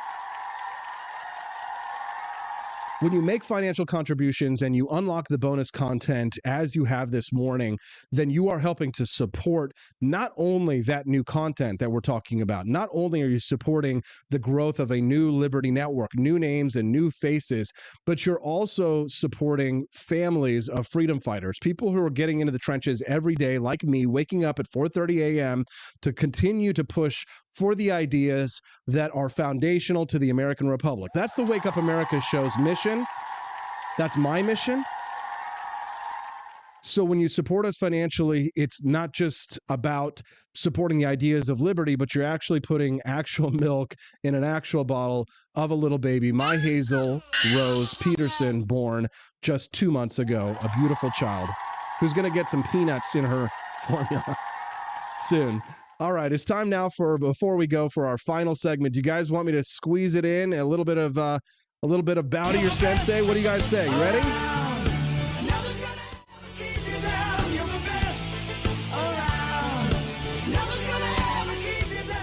So week 2 as a Japanese karate instructor, Jefferson City Parks and Recs Department's karate class meets Wednesday night. And if you want to walk the path of the samurai and you're in Jefferson City or anywhere in mid-Missouri, come out and take a karate class from me on Wednesday nights.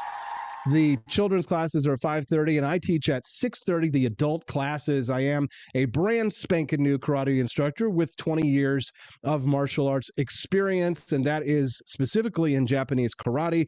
I'm not a former soldier, military guy, or self-defense instructor. I am specifically a Japanese karate instructor, and I use my knowledge and my expertise to give you a little bit of insight into fight dynamics. I found this video, which is an old video, actually quite interesting. You can see a police officer, a female police officer, using her self-defense skills to the utmost and making a Karen cry.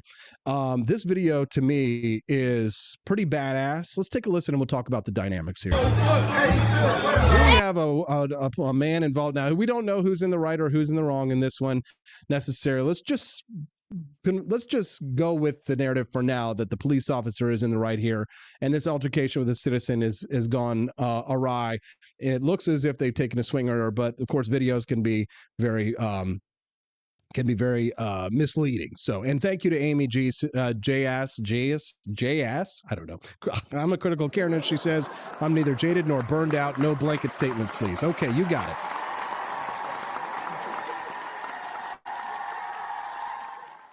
I don't think I made a blanket statement. Maybe somebody did in the chat. This isn't a police officer. This is a Mortal Kombat character. Watch this. Oh my God. Boom, boom, right. Look at that kick. Boom.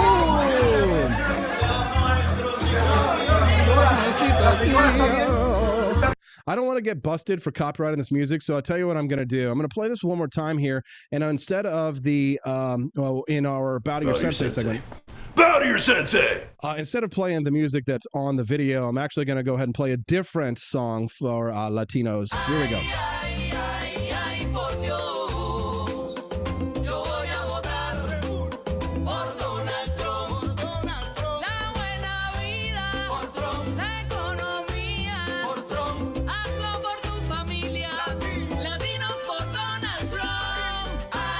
Amy J. Ease. Yes, someone said it in the chat. Okay, there you go. Your boy, I'm Austin Peterson, and I approve that song Latinos for Donald Trump. Here we go. So let's break it down. Police officer involved in an altercation. No, I don't know who struck first in the situation, but boom, somebody started the fight, and now the officer is going to finish it. The first strike that she has, interestingly, comes not to his face, but to his chest, which in karate, for example, we do teach and train those kinds of punches. And she starts with a punch to the solar plexus, and then continues on with a cross. We call it, there's a jab and then there's a cross. Left hand would have been the jab. She's using that to remove the arm that's pushing her away, and she comes in with the cross. He's looking away, trying to defend himself, and his arms come up, but he's not looking at where the attacks are coming from, and so he's getting clocked in the right side of the head. He's decided he's going to go ahead and look at the officer where the threat is coming from. The officer now has clearly done some form of a martial arts training, because now he's at a distance. He's no longer within punching range, but he is within kicking range. Watch her come up with what we call a mawashi geri. This is a front kick, what I believe to be a front kick from what I can tell here, or it could be a king geri, groin kick, for example. Doesn't appear to be a mawashi geri, which would be a roundhouse kick here, but my guess is that it does appear to be a front kick, and that person seems to be out of the fight. Now the blonde lady on the left, dyed blonde, obviously, because half of her head is blonde and the other half is brown, but you can see here that this blonde woman decides to get into the fight, decides to slap the police officer out of the way. Now, the police officer has situational awareness, so she can see this attack is coming from her left side. Despite the fact that she has a focus on the person directly in front of her, you can see she's actually going ahead and she's using her left arm to block that strike that's coming in, so that the full force of that woman's strike does not come down on her. She not only does she block the strike with her hand, but she also, you can see her head moves out of the way. Classic karate balancing here, getting out of the way. Her footwork is sublime. She sees that this attack is coming here. She decides to end that attack with a she loves her right cross. She gives another right cross. Her legs are in a beautiful position as she twists and turns to put her full force into that punch. You can see this is a woman here who has done her homework here. She has done her wax on, wax off. Yes, and here she goes with that right cross into that woman's face. A beautiful thing. Now, she's lost a little bit of that floor might be slippery, and that's something that you do have to note in self-defense situations there. But she was able to recover. That's probably one of the best skills that you get from martial arts training, is that when you're working on things or you're slippery, I can't tell you how many times I've slipped on ice and been able to catch myself. I have a huge bruise on my arm. I would take my shirt off if I was less modest. Huge bruise on my arm the other day where I actually took a tumble. I was hanging a gun over my door, and the thing that I was standing on, which was this little step stool, unfortunately couldn't stand my weight and the M1 Garand, so it cracked, and I took a tumble. But thanks to my martial arts training, landed right there on the soft, meaty part of my arm, which was a beautiful thing, and it was all because of my time spent, Even if we you lose as a karate in 20 years in martial arts. You can see here this police officer has done her training. More police officers should get trained in self-defense situations, stand up fighting like this, and you can see that the Karen, let's just go ahead and call her a leftist Karen, is crying. Wee, wee, wee. I hit a police officer, and now I got punched in the face. So thank you very much for watching. Bow to your sensei. Bow to your sensei. Bow to your sensei. I hope you guys like that kind of content. It's time for us to go. We've got the bonus content still left to go, so there's still more content. You do not want to leave just yet. I've got a great thing. I also have another video for you, but I'll have to wait to play it for you tomorrow to show you a little bit more about my martial arts style. I finally found that full clip that I was talking about a few weeks ago. But Bow to Your Sensei, a brand new segment on the Wake Up America show. If you like these fight reaction videos where I talk a little bit about an altercation, and use my martial arts background, if that's something you'd like, I'd love some feedback from you on that new segment. You can send me a text at 573-319-1586. Again, 573-319-1586 is the text line. Send me a little feedback. I'd love to hear your thoughts on this. I also want to remind you about this platform, Rumble, because without Rumble, I would not be able to produce this show. I produce my show using Rumble Studio. Rumble has stood by me and my free speech when I was demonetized on other platforms I will not name. You know, when Rumble first started in 2013, they built the platform for people like me, small creators. They didn't censor, they don't have bias.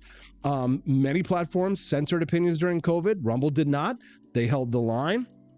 They're attacked by corporate media. They're attacked by governments like France. They're attacked from brand advertisers. Corporate America is trying to remove free speech, and Rumble is trying to keep it. Let's stand with people who are standing with our values. Let's stand with Rumble. I'm asking you today, join the community that believes in the First Amendment, believes in our human right to free speech, and Rumble is now offering $10 off with the promo code STUDIO if you purchase an annual subscription. Go to rumble.com/premium, use their promo code STUDIO for $10 off. Let's support them. I'm an investor. I'm also a premium monthly subscriber as well. Like, if you have the means and you believe in the cause, now's the time to join Rumble Premium. If you don't have the means, we're just happy you watch us on Rumble. Thank you. Click like, follow our channel here. But don't forget, you can get $10 off. Use that code STUDIO at rumble.com/premium. So without Rumble, we no be here. Without Daniel-san, we no be here. The Wake Up America show comes 5 days a week, and it's in large part thanks to financial contributions from people like you. You're making it happen, people. I mean, I'm doing all my work. It's kind of like Bible study back in the day. They would say, you know, God helps those who help themselves.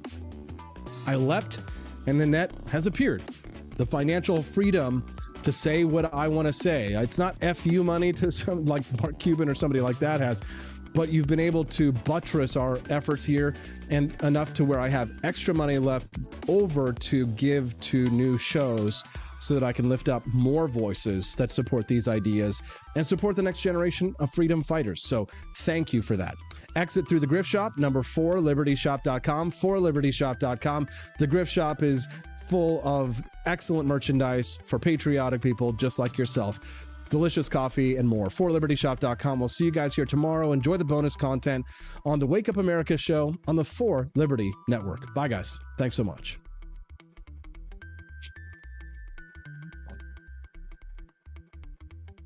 For unlocking the Wake Up America show's bonus content. Your financial contribution to this show helps us to build a brand new Liberty Media network and supports the families of people working every day to make our country a little more free. Drug deaths are finally declining. Nobody really knows why. Drug deaths in the United States are expected to see a significant decline this year, a notable shift from the steady increase seen over the past 2 decades. Preliminary CDC data shows a drop from 112,470 deaths in the 12-month period ending April 2023 to 101,168 for April 2024. Despite this decline, drug-related deaths still exceed 100,000 annually, a stark contrast to about 20,000 at the turn of the century. The numbers remain higher than 2020's record surge, yet the double-digit decrease may signal a reversal in trends, especially given the previous modest 3% drop. Several factors could explain this decline, but the exact reasons remain unclear. Politicians' long-standing promises to stop illicit drug flow are unlikely to be the cause. Researchers at the University of North Carolina found that the national decline is consistent with state-level mortality data. Non-fatal overdoses have also decreased by 15 to 20% nationwide, and some states report significant declines in drug-related deaths, emergency calls, and hospital visits. If sustained, this dip could be one of the strongest public health interventions ever seen. The researchers argue that border operations targeting illicit drugs likely haven't contributed significantly to the decline. Recent seizures mainly involved marijuana and methamphetamine, not fentanyl, which is responsible for the majority of opioid-related deaths. In fact, methamphetamine seizures might have worsened the situation by leading to more fentanyl methamphetamine overdoses. The researchers note a sudden rise in meth adulteration with fentanyl following increased border seizures. Drug prices have been dropping, suggesting that the decline in overdose deaths is not due to reduced drug supply or interdiction efforts. Lower prices typically indicate an unaffected drug supply, contradicting claims of successful interdiction. Increased access to drug treatment also seems an unlikely explanation. Evidence-based treatments like methadone or buprenorphine reduce overdoses, but policy changes to make these treatments more accessible don't align with the timing of the overdose decline. Wider distribution of naloxone, an overdose-reversing drug, might have contributed. Recent initiatives have increased naloxone availability, including bulk distribution programs and over-the-counter sales of Narcan and Revive. However, the impact of naloxone distribution varies by state, and it's unclear how often these products have been used. OTC naloxone availability helps concerned family members, but peers are more likely to be present during overdoses. Other possible factors include greater experience among opioid users, leading to increased tolerance and caution, and the introduction of xylazine, which may reduce overdose risk by lowering the number of daily doses. Lower retail drug prices also reduce the risk of overdose by preventing the pattern of using and abstaining due to financial constraints. This pattern increases overdose risk because tolerance declines during periods of abstinence. The war on drugs has exacerbated the dangers by creating a black market with variable and unpredictable drug quality. Prohibition encourages riskier consumption methods and the production of more potent drugs like fentanyl. Efforts to crack down on pain pills pushed users towards unreliable street drugs, worsening the situation. While opioid prescriptions fell by over half from 2010 to 2022, opioid-related deaths nearly quadrupled during the same period. Despite the decline in drug deaths, the drug war's negative impact remains evident. Drug warriors shouldn't get credit for the recent turnaround, but do deserve blame for creating a lethal environment where over 100,000 annual drug deaths look like an improvement.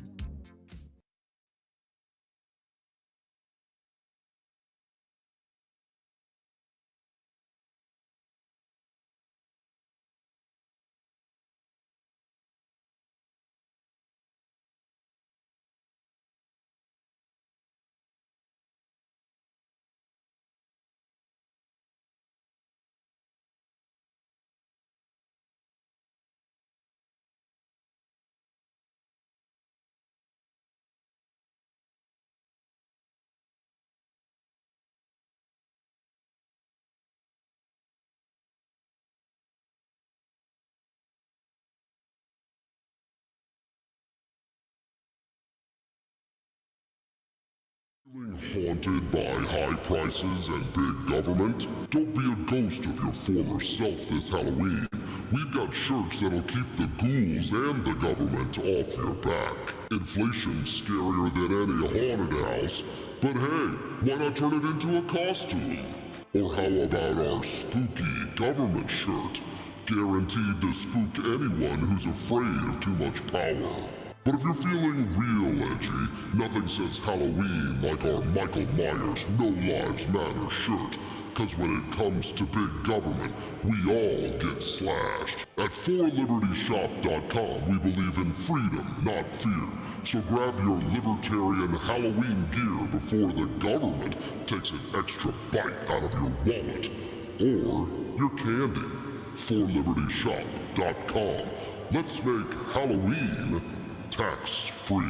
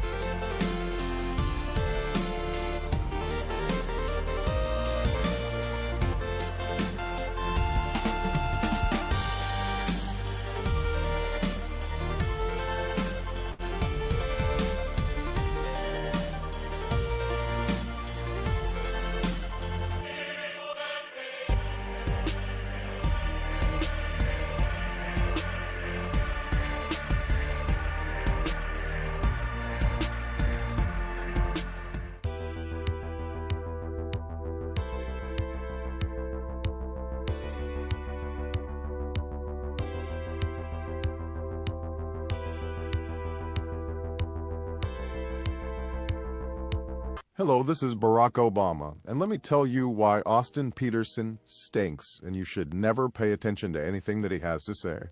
First of all, he's a libertarian, and we all know libertarians are idiots. They don't realize how important government is to everything that we do. I recently became aware that Austin has opened up a libertarian shop at apforlibertyshop.com. Now, I'm asking you as a personal favor to me that you never ever visit apforlibertyshop.com. With all of the great Liberty merchandise there, the last thing that we need to do is to get people spreading this message around the country, because then they might start thinking that they don't need government. And that's the last thing that good Democrats like us want. So if you love democracy, like me, and hate freedom, then don't visit AP for Liberty Shop. Like I said, whatever you do, do not visit apforlibertyshop.com. I'm Barack Obama, and I approve this message.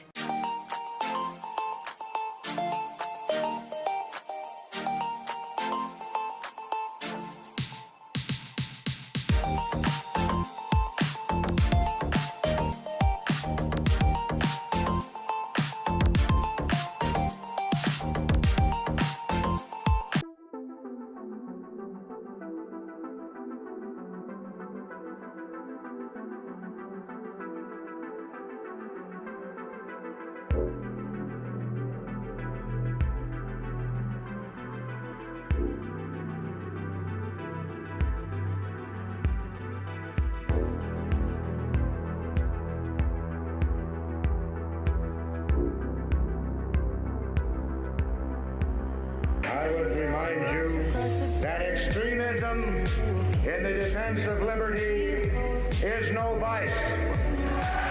It is better to settle these matters in the courts than on the streets, and new laws are needed at every level. But law alone cannot make men see right.